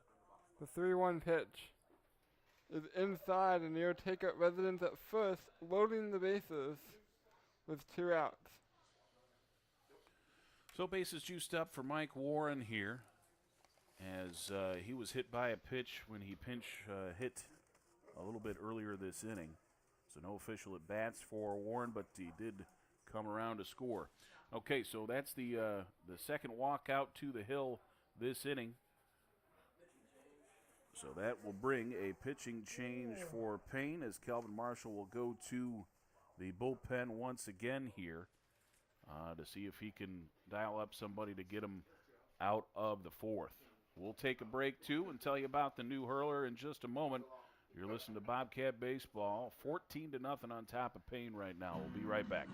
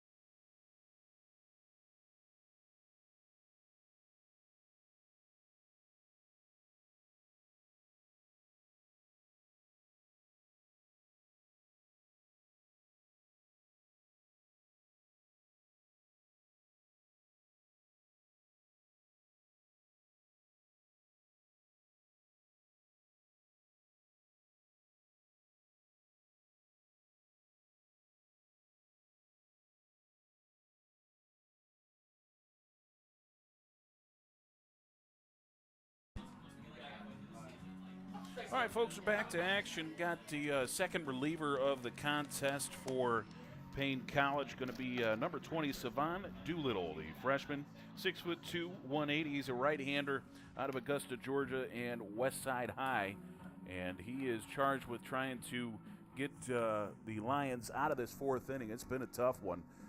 9 runs come across, and a lot really of their own damage, as plenty of free passes to be had here in the fourth. But you also have the big 2-run blast off the bat of Cash Young, as you have a double mixed in there, another 2-run double from Green. So it's been a little bit of hitting and a little bit of free passes as well to create these 9 runs here in this inning. But either way, we got righty-righty matchup now for Doolittle, as he's going to take on Mike Warren. Mike Warren will come on with his second at bat. The first official, we're going to hit by pitch. Last time he came on as a pinch hitter. Bobcats going to the bench early because game 1 of the year. First pitch to Warren is low and outside, 1-0. Bases loaded. Here's 2 outs. So if they want to put up a double-digit inning, Warren will have to come through here. Got a couple arms going for the Bobcats in the bullpen right now. I see Kyle King and, gosh, is that 10? That can't be John Davis. Maybe he's getting warm up to play in the field, perhaps. And he grounds it to short, and he'll go the short way, 6-4 at second base for the out. Well, we got 9 runs. How many hits do we have in the? Yeah, I got 6 hits, no errors, and leave them loaded. So, yeah, quite the inning there, Connor. We're through 5 here at John Cutts Field, and it's an easy blowout, 14-0 Bobcats on the Bobcats Broadcast Network.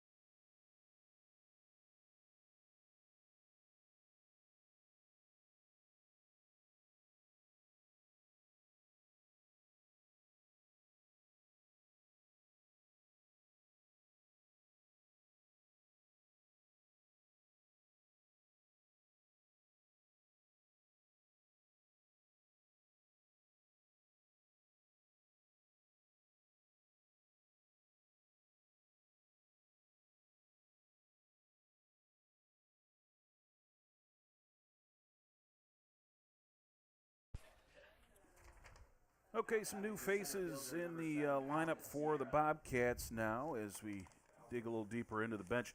Furphy pinch ran. He's going to stay at short.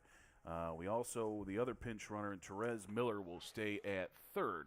Staying in left field is the pinch runner, Mike Warren, as this pitch fouled back to the fence there. Also changes, 2 of them on the right side. Got a new first baseman in the senior John Davis.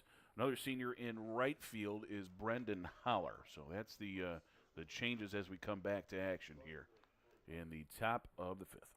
And Alex Sierra hitting for the Lions takes a straight 0-2. So quickly 0-2 here on 2 pitches. He'll start in number 6 to Sierra. And the 0-2 pitch is high, 1-2. Charlie Heck still out there looking to get through the fifth. I am a bit surprised to see him there. He had so long in between innings there. And he swings through for a strikeout. Put another K on the board on the Hex. And there's one away.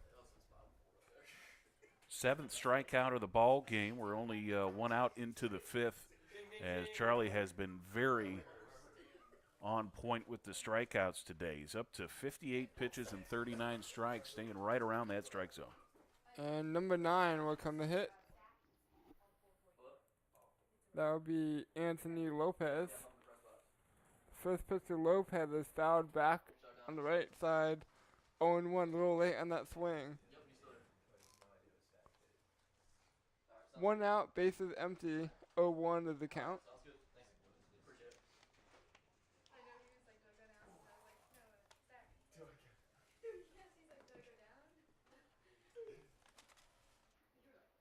The 0-1 pitch to Lopez is popped up foul on the left side. So 0-2.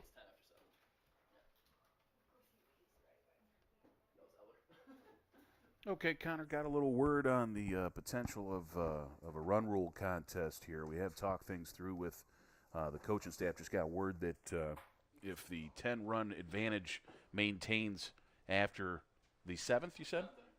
7th inning, then we will finish early here today, which is probably good for everybody involved. Still have some baseball left this weekend, and I'm sure Paine would like to hang on to some pitchers for tomorrow's action against North Greenville at 10 a.m.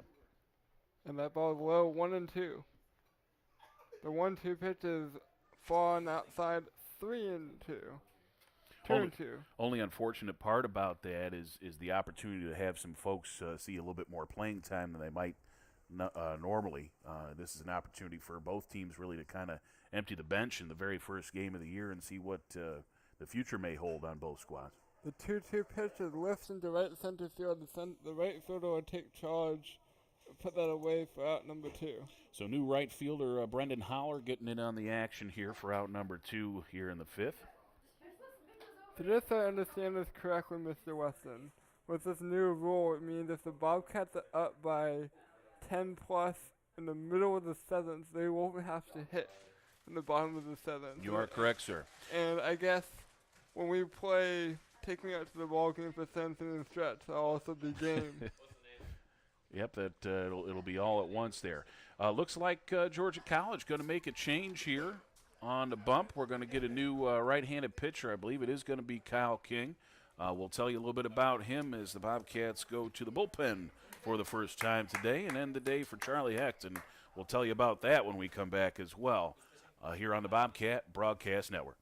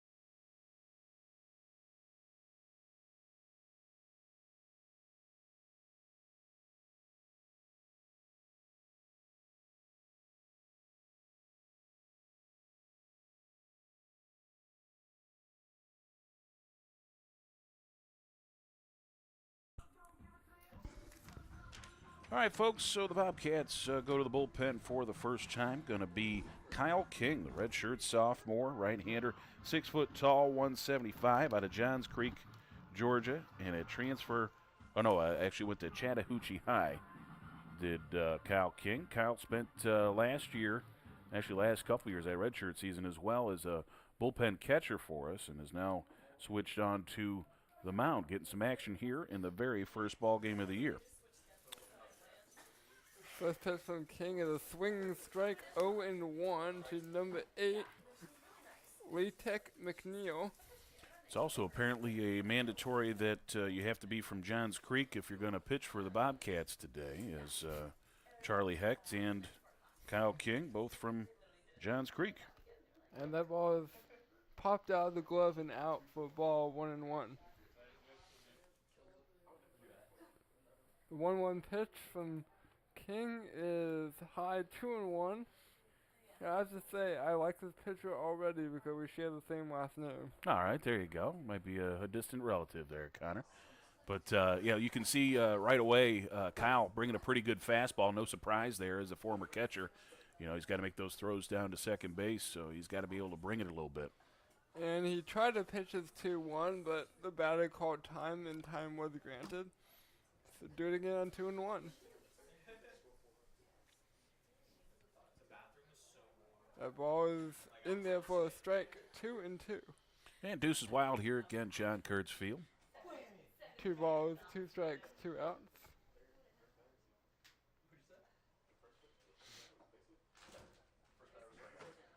And the pitch is low. We'll go full, 3-2.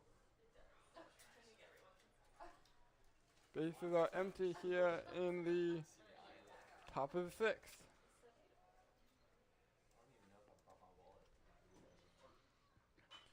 And that next pitch is fouled way back into the right. And we'll redo it again at 3-2. How many do you have left? Okay, I'll take them all.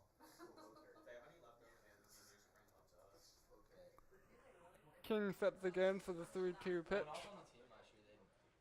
He sends it in for a strike. And that will end the inning. And we go 6 complete here. There is 5.5 complete, as now the Bobcats will get their shot in the bottom of the 6th. Up 14-0. Bobcat Broadcast Network.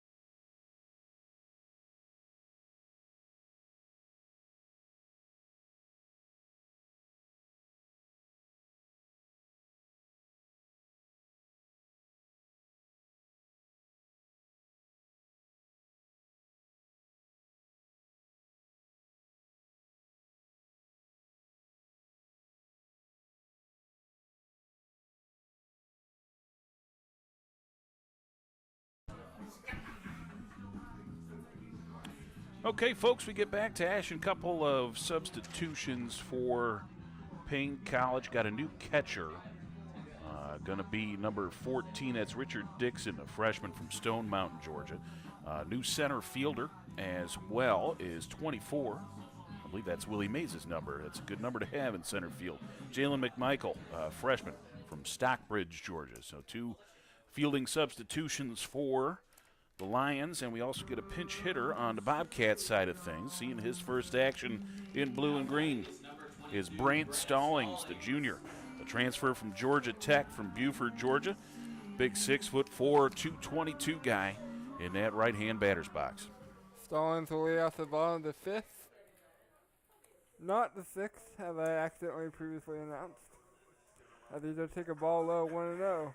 Doolittle works in his first full inning, coming in relief in that big 9-run frame that the Bobcats had an inning ago. And the 1-0 pitch is low on the outside again, 2-0.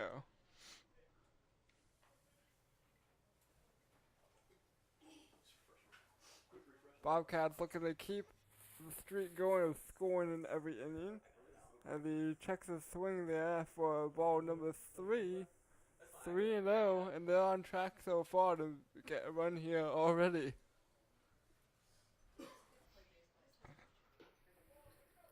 And that is ball number 4. 4-pitch unintentional walk. And run at first, no one out. Well, Brant Stallings at 6'4" has about the largest strike zone on the squad. And it couldn't get found there by Doolittle, so a 4-pitch walk for Stallings. So still no official career at bats for the big fella. Going to get a new hitter here as well, as Austin Holloway will take to the pinch hit option. Out of Social Circle, Georgia. And he takes the ball 1-0. So Holloway, listed as a catcher on the roster, will probably take over for Purcell behind the plate as well. From what I'm told, I believe you got to slur that. I think it's So Circle. I think you got to say it all like that. So Circle. Yeah. Kind of like Louisville in Kentucky, I've been told. So Circle.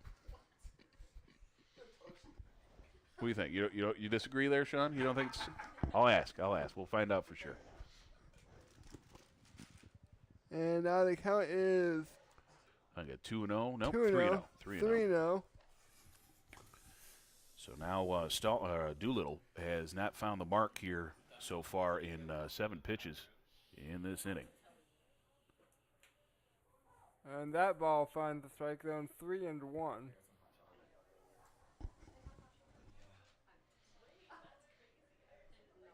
Holloway, probably the future behind the plate for Georgia College baseball, as Purcell, the 5-year senior, is in his last year. And the 3-1 pitch is grounded into left field.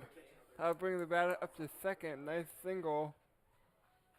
And now it's 2 on with no one out here in the bottom of the 5th inning.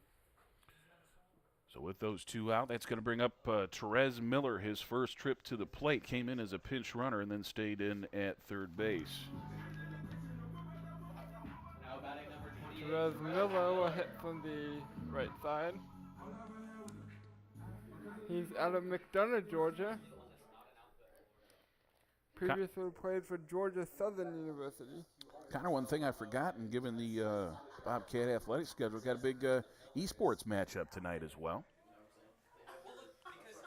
Pitch taken for a strike there is the Georgia College League of Legends squad going to be taking on Georgia Southwestern tonight at 8:30. You can catch the live stream on Twitch if you follow the esports action. The 0-1 pitch is in there for a strike. 0-2.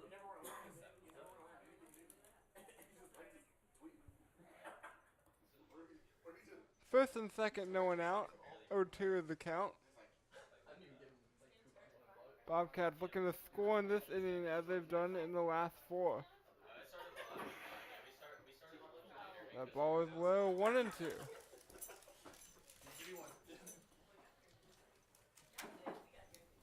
Yeah, decent attempt at trying to frame that breaking pitch by Dixon. Just couldn't quite pull it back into the edge. That ball is fouled off the right field and right side fence. From what I'm told, kind of pretty hot competition in the preseason over there at third base between Green and Miller. Looks like Green won out for day 1. Good to see Miller get some action here as well, the big Division I transfer. But Green does have the pedigree here at Georgia College after being the second baseman for the last couple of seasons. That'll be a ball, 2-2. Got their arm warming up for the Bobcats in the bullpen. I see a 39, and if that's the case, that's going to be Connor Wilson, the junior transfer from West Georgia Tech. That ball will be in for ball 3-2.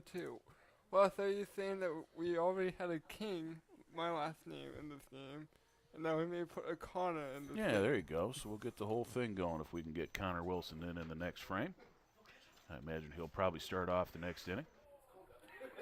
And that will be a ball high. And that will be a walk to load the bases with no one out here in the bottom of the 5th inning, and now number 4 will look to do some damage. That is Cassius Young from Atlanta. Cassius is the freshman second baseman. He's having himself a heck of a first ball game. He's only 1 for 1 officially, but that won a 2-run home run just an inning ago. He's scored 2 runs and plated 3 because he also has a sacrifice fly to his credit. The first pitch is fly to right, caught. It will send the runner, and it will only come into the infield. Runner scores an RBI sacrifice. So another sacrifice fly off the bat of Young. That is 4 total RBI for the freshman, and 4 RBI coming out of your 9 slot in the order as well. The runners from second will advance to third, so now you got runners at the corners with 1 out for number 20, Eric Furby, who came in later in the game as a pinch runner. Yep, came in as a pinch runner. Actually, I believe he scored a run as well. No, he did not. He got cut down, but this is his first trip to the plate in this ballgame. And he fouled it straight over the booth here at John Kurtz Field, 0-1.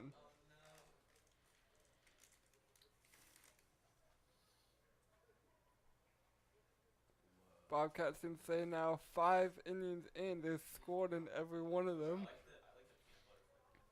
Yep, no surprise at all. This is the type of offense that's going to put up some runs, that's for sure. Giving them inch, they're going to take a mile as that pitch misses for 1-1. 1 ball, 1 strike, 1 out, and 1 run on each corner. Yeah, the key to the season, I think, Connor, is going to be the pitching staff. Can they hold the opponents down? We got the offense. The question is, will the defense hold up? But that ball goes low, 2-1. Yeah, that's an important piece too. Of course, you got to have the gloves behind the guys to make sure that you do get those outs when they are available to you. The 2-1 pitch is right down the middle for strike 2-2. Because there's going to be some cases, where there's going to run into a tough pitcher or somebody that just matches up well, and things don't fall into place, and instead of scoring 15 runs, you end up scoring 3 or 4. And can our pitchers hold other folks down? And a good start here with that, as that pitch misses up and away, as Charlie Hecht really got things going for the Bobcats. 4 2/3 with just 3 hits, not a single walk, and 7 strikeouts. Great job by the senior to really set the tone for this pitching staff. And the 3-2 pitch is outside, so they'll take a free base. And once again, the second time in this inning, a walk has loaded the bases. It's a 3rd walk in this frame. They'll bring up John Davis, number 10. He's out of Marietta, Georgia. Yeah, John joined, he was injured last year, missed a good chunk of the season. Came back, I want to say, with like either 2 or 3 weeks left in the regular season. Got a little bit of action, I think 5 total at bats or something along those lines. But the senior has seen a lot of Bobcat baseball, that's for sure. He'll look at a strike to start his at bat, 0-1. John, very versatile guy, playing first base here. He can play second, third, short, you name it. And he grounded it to short, 6-4 to 3. And did they get it? Yes, they did. And they got it. So 6-4 to 3, and they were able to get out of the inning here. The Bobcats pick up 1 run on how many hits? That's going to be just 1 hit with all those walks, so 1 run on 1 hit. Leave a pair. And we got 15-0 here after inning number 5. We'll be back. You're listening to Bobcat Baseball on the Bobcat Broadcast Network.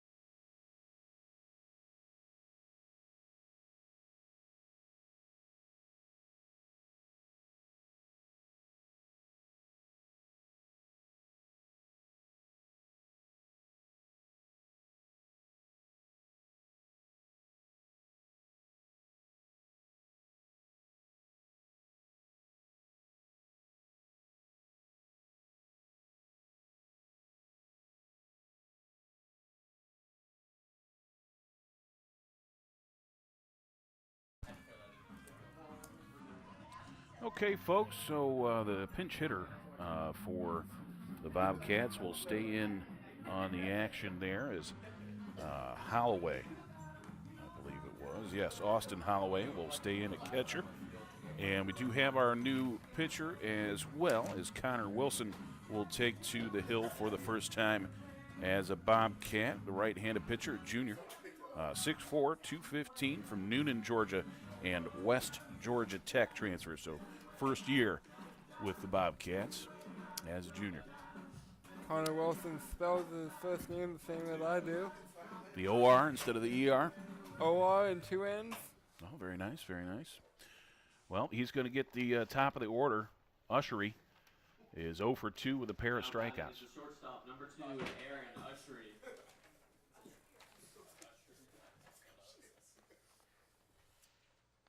This will be the top of the 6th inning. As you only got, I think, we got no runs on 3 hits and 3 errors. As he swings through strike number 1. Ushery had that big, vibrant green or yellow, depending who's looking at it, bat, as he looks at strike number 2.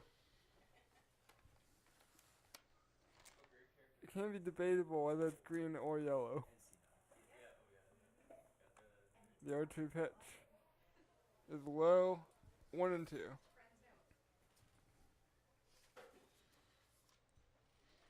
Ushery, a sophomore from Atlanta, Georgia, and Our Lady of Mercy High School. 1-2 pitch is way outside, but caught by the catcher. 2-2.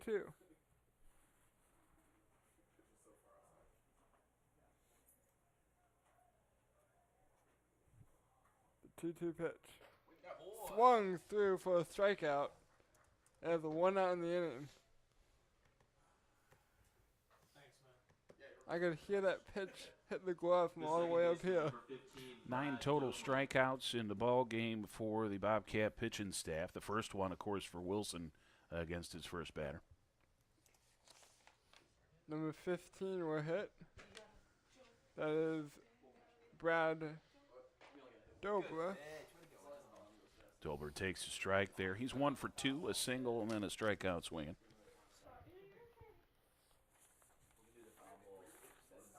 0-1 pitch. Swung through. That ball would have been out, but he swung through it, so we'll go to 0-2. Dobler is senior from Kingsland, Georgia, and Camden County High School.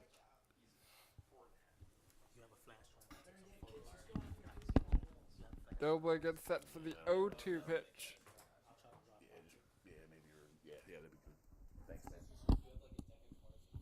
It comes in and outside, far side, 1-2.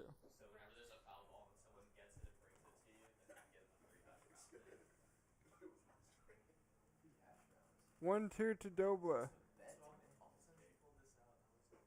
Swung through, and that is back-to-back swinging strikeouts here to start inning number 5. Good start for Connor Wilson. Missing some bats there out of the top 2 hitters in the order. And Gabriel Guzman will now step in. So the number 1 and number 2 hitters in the lineup were not able to set up the number 3 hitter. So number 3 hitter Guzman will have to hit with the bases empty and 2 out. Guzman 0 for 2, strikeout and a ground out. And the first pitch is low and pops out of the glove, 1-0.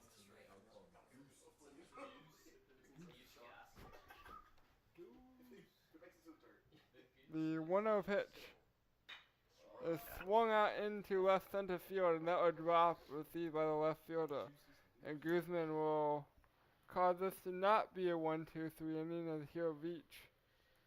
4th hit of the ball game for Young Harris, hit sharply to left. And, Young Harris for Paine College. They got similar color scheme. I apologize, folks.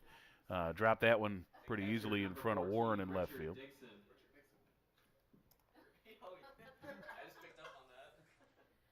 And now number 14 will come to bat. And he will ground it to third base. And he will throw to first and get the out. Ground out 5-3, and that will be the end of the inning. No runs on a hit and 1 runner left on base. We played 5.5 here from John Kurtz Field. It is a large lead, 15-0 Bobcats. Bobcats Broadcast Network.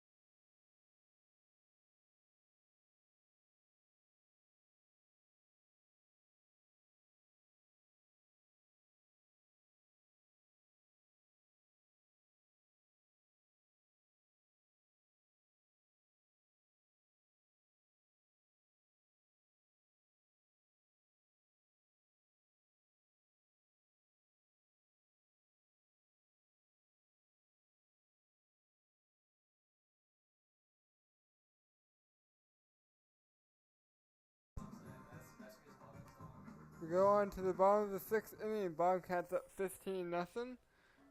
They will lead the inning off with number 17, and that will be Now batting number 17, Brendan Holler out of Gilroy, California.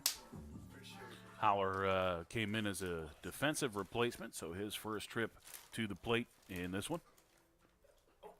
Holler takes the ball way inside, just missed him.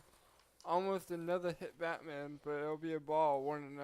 Holler in his second season with the Bobcats, Mission College, California transfer. Spent a good majority of the season. That one fouled off. It's 1-1. As a part of the two-headed platoon there at DH for the Bobcats. Philip Stiles, the right-handed half of that, had a little bit more success toward the end of the year and eventually ended up hanging on to that position for the majority of the postseason, and Holler was regulated to pinch hitting duties. And now we're at a 2-1 count here. But Brendan has a very potent bat. We were kind of blessed with a lot of riches last year, and the first guy off the bench was able to put up some pretty good numbers as that one's fouled back 2-2. But, yeah, Brendan is no slouch there at the plate whatsoever. Just got caught up in the numbers game last year. Holler hit .343 last season with 19 RBI and 22 runs scored. Started 28 ball games.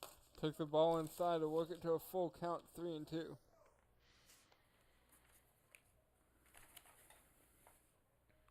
I'm not mistaken, I think the full Bobcat roster going with the clean-shaven look. Holler was one of the guys that had a pretty good, like 5 o'clock shadow kind of beard going. And I got to imagine he's a little disappointed because he probably spent a little time on that, I would imagine, because it was a good look.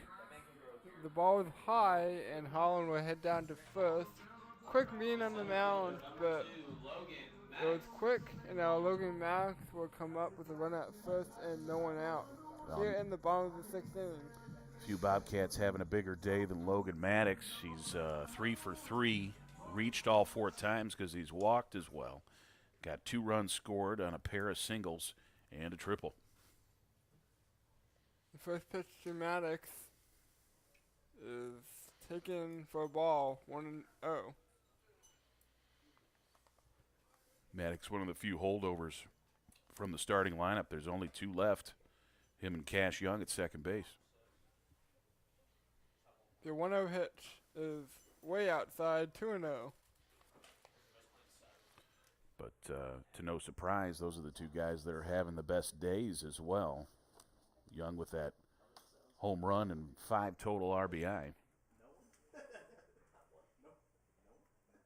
And Logan now with 3 hits. And that ball goes right down the center for a strike, 2-1. Bobcats dial up North Greenville tomorrow. North Greenville not ranked in the Collegiate Baseball newspaper national rankings, but they do appear in the perfect game list. The 2-1 pitch is in there for a strike, 2-2. I believe somewhere in the early 20s are the Crusaders. That'll be at 4 p.m. tomorrow, somewhere around there on the Bobcat Broadcast Network. We do have the game, the neutral site game before that, so that could delay the start potentially, depending upon how that first ball game goes. That's a 10 p.m. or a 10 a.m. start for North Greenville against Paine, and then us to follow. Ball outside, 3-2. Another full count here. If that ball goes outside again, 4-2. That'll be a walk. And now runners at first and second, no one out. And if the Bobcats can score here, they can say they've gone through 6 innings while getting playing numbers on the board.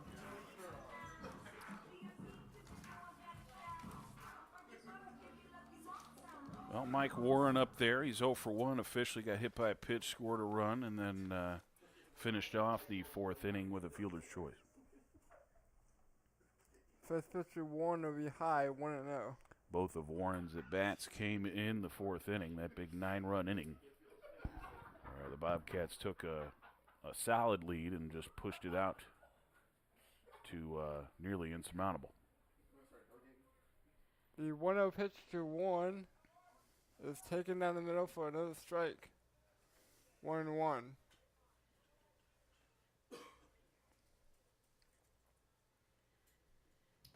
Runner's not going too far off the bases.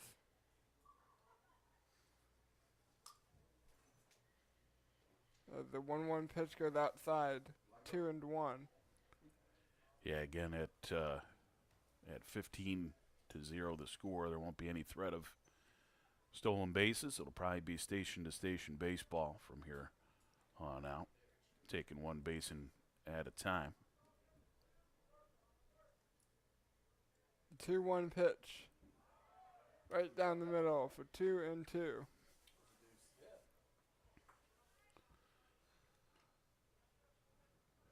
2 balls, 2 strikes, 2 on here in inning number 6.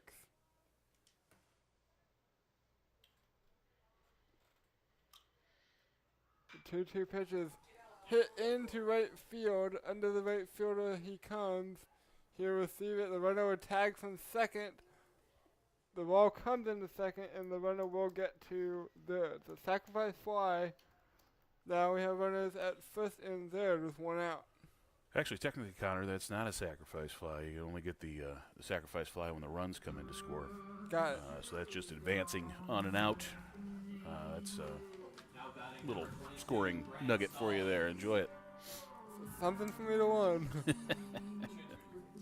As number 22 will come to bat. That's Brant Stallings out of Buford, Georgia.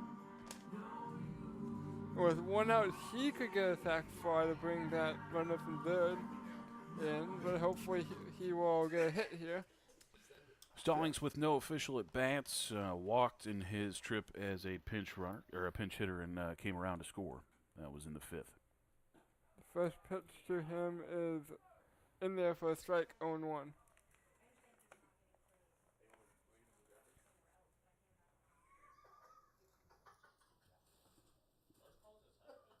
The 0-1 pitch is hit into left field, and that will score the runner from third, make it a 16-0 game, and give him an RBI. with 1 out here in the 6th inning. Great piece of hitting there for Stallings as he waited on that breaking pitch offering and laced it into left field for an RBI single. First hit of the Bobcat career for Brant Stallings right there, and it makes run number 16. Hit number 16 as well for the Bobcats. First pitch here is outside 1-0 to number 36, Austin Holloway. Austin got his Bobcat career started with a single an inning ago as a pinch hitter. Stayed in the ball game to catch for Purcell.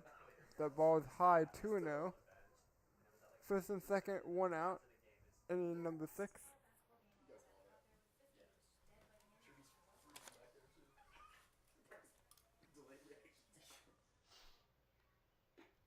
And that ball is high again, 3-0. As it seems like this pitcher can't find the strike zone.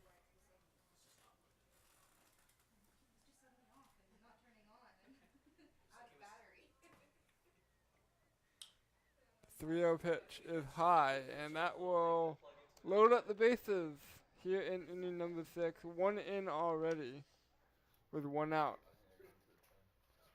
And that will bring the manager out to the mound to discuss matters, see what they're going to do.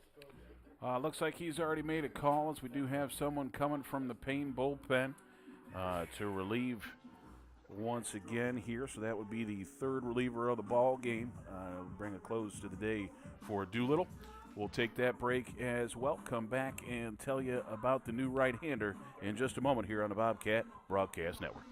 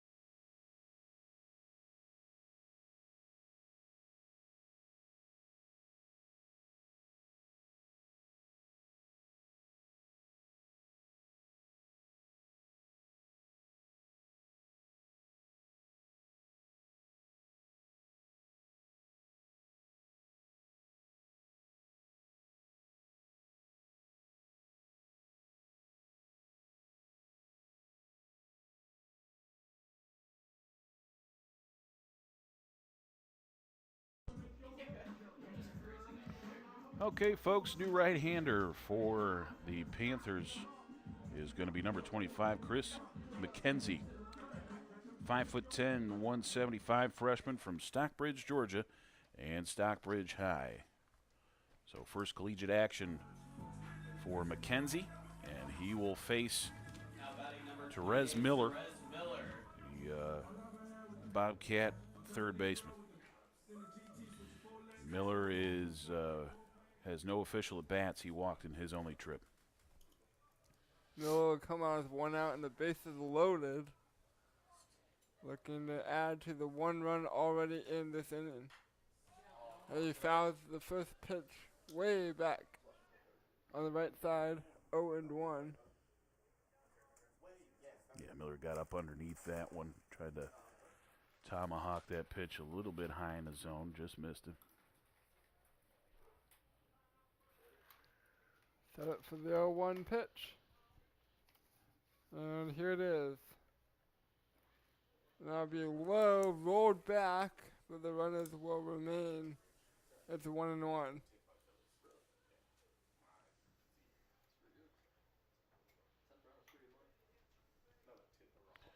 A little bit of action in the Peach Belt Conference this evening. Just 2 ball games still underway. The rest are finals. The 1-1 pitch is fouled back to the right, 1-2. Francis Marion beat Southern Wesleyan 13-5. A big score for West Georgia on top of Augusta University as well, 16-2. Columbus State had a little bit of trouble with West Alabama in a 5-2 win. And then UNC Pembroke put up 10 runs on Shepherd. That's a good matchup there. Shepherd, very good Northern baseball program. And that's a 10-4 win against Shepherd for Pembroke, the other team that the Bobcats are tied with atop the Peach Belt preseason poll. Foul the ball down the left field line or do it again at 1-2. Matchup of returning regional tournament teams between USC Aiken and Lincoln Memorial is a 2-1 win for the Pacers. Florida Tech beat North Georgia 7-4. And Young Harris in action, the only other live game right now. The ball is to the backstop, and the runner will come in to score on the wild pitch. Catcher cannot receive that ball. And now it's another run, 16-0. And second and third is 1 out. I've got 17 on the score there. Can you get us another run there, buddy? 17-0. 2 in this inning. And that ball is high. 3-2. Full count here. 2 runs already in. 1 in off of this at bat alone.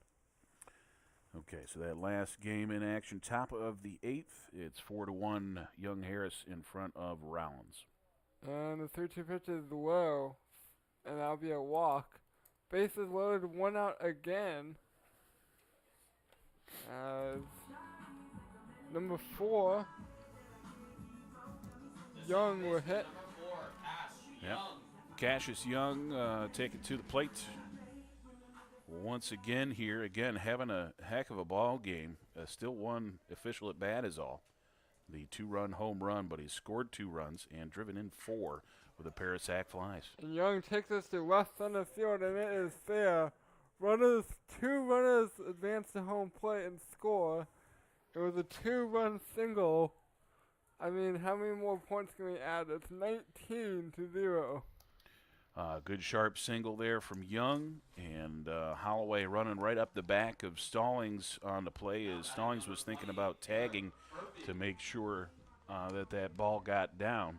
2 more runs make it 19-0 here in the bottom of the 6th. I mean, how many more points do the Bobcats need here? Yeah, the run total getting up there, and it's also the RBI total all over the place here for Cassius Young. He is now up to 6. 2, 3, 4, 5, 6. Yeah, he's got 6. 2 RBIs coming in on a single, a 2-run homer, and then a pair of sac flies. 2 balls inside, it's 2-0.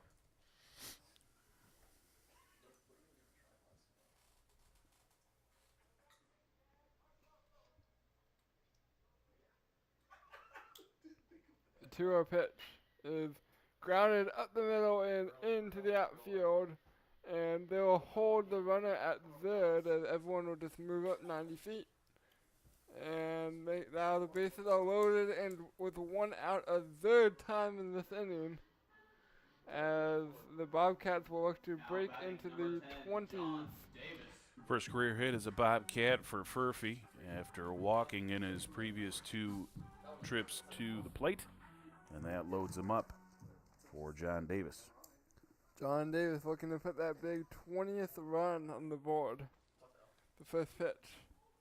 Taken for a strike, 0-1. Number 1? So we'll look on camera. I'll leave that in there. It's an extra fat one. The other one that we have is a thin. No, but I'm saying this one fits. The 0-1 pitch to Davis. Inside and back to the backstop again. Runner's coming. It is safe. So the runner will score, and there is your 20th run. And now it'll be second and third with 1 away. That wild pitch brings in that 20th run as Miller comes in to score. And that's a ground into center field. 1 run will score. Make it 21-0. And Bobcats keep hitting and keep getting these runs. Yeah, bring in the reserves, and they start putting up their own numbers. 21 runs on 19 hits. Brendan Holler. As Brendan Holler will hit.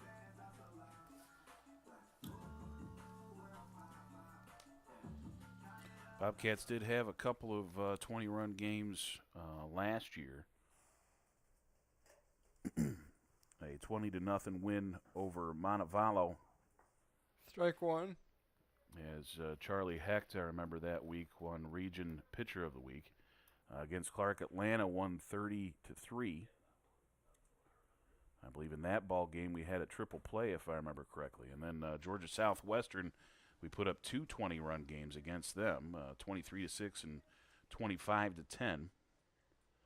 Ball outside 1-1. As apparently, I guess we went for 2 on one of our touchdowns in that second ball game. 1-0. And The that count ball here. grounded short. Go 6-4-3 and get the double play. So they finally get out of this inning as 6 runs come across on how many hits? 4. 4 hits, and we had 2 runners left on base. We played 6 complete. Mr. Al Weston will take the play-by-play the rest of the way when we return. It's 21-0. Bobcat Broadcast Network.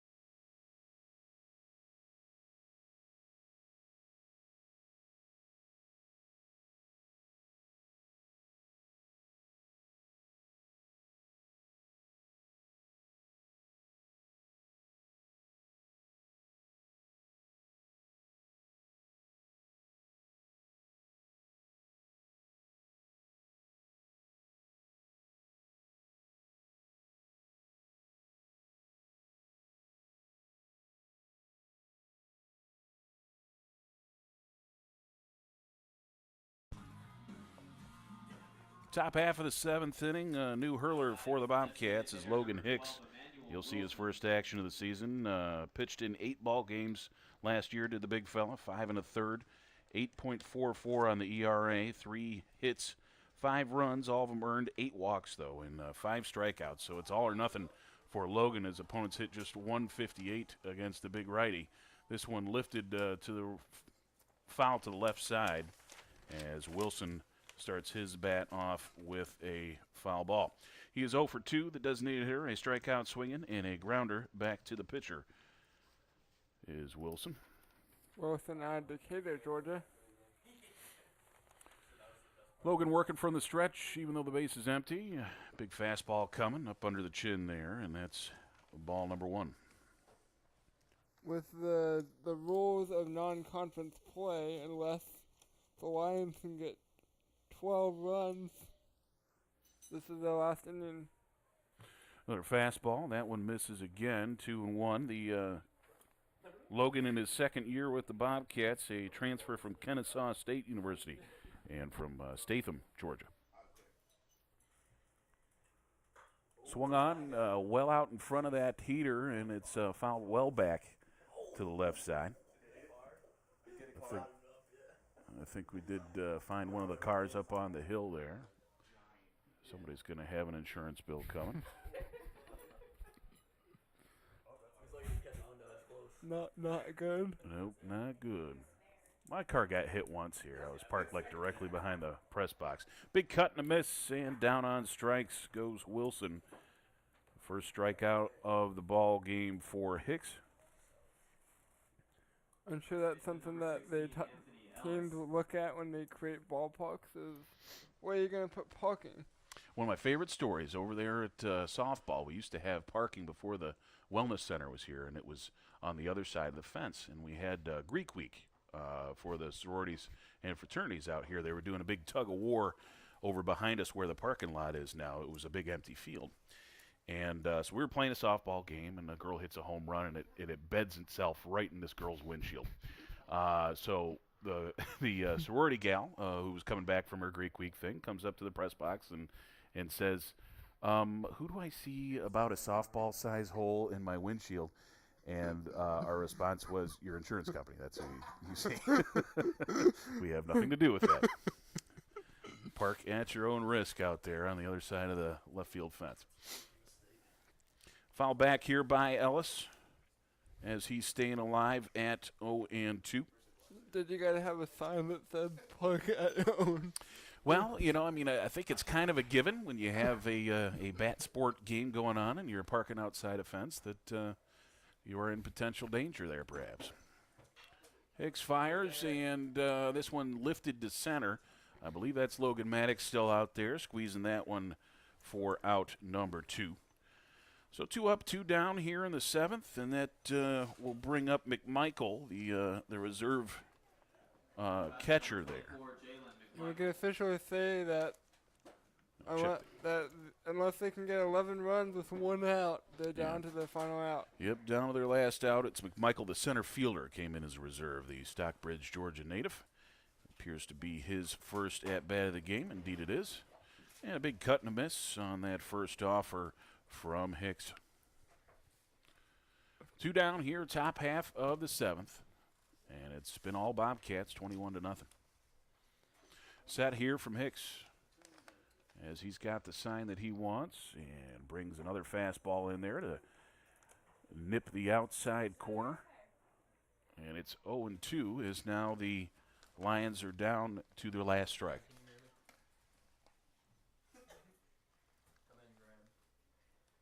Slightly open stance here for McMichael. The pitch from Hicks, and it's a fastball up around the eyeballs.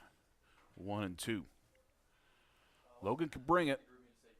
As we were talking about in the break, he doesn't always necessarily know where it's going, but he can bring it. 1-2. He's going down with a fight here. Another one there, and it's off the fist to second base, and Cassius Young will squeeze that one for out number 3. So that brings the ball game to a close. A 21-0 victory for the Bobcats. 21 runs on 19 hits, no errors. And for Paine College, 0 runs on 4 hits, a pair of miscues there. Georgia College starts off the season 1-0. the winning pitcher. Charlie Hecht, he improves to 1-0 as well, of course.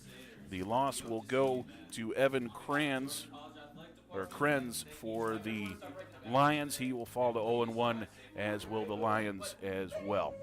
Star of the ball game for Georgia College. Let's go. All right, so Zaxby's player of the game. Let's give it to the freshman, Cassius Young, the second baseman. Hit the big home run. 6 RBI. Wow, that's all coming out.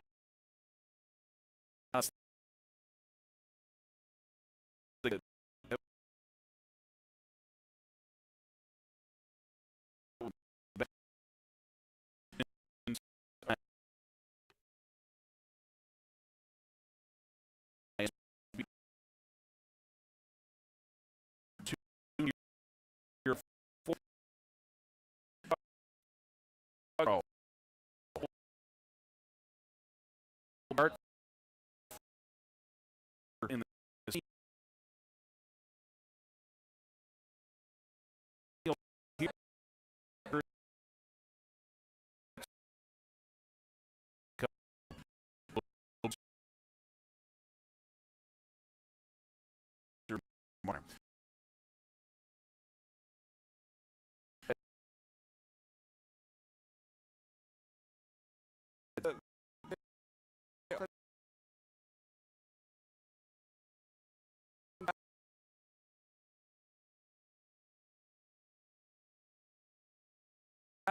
One, the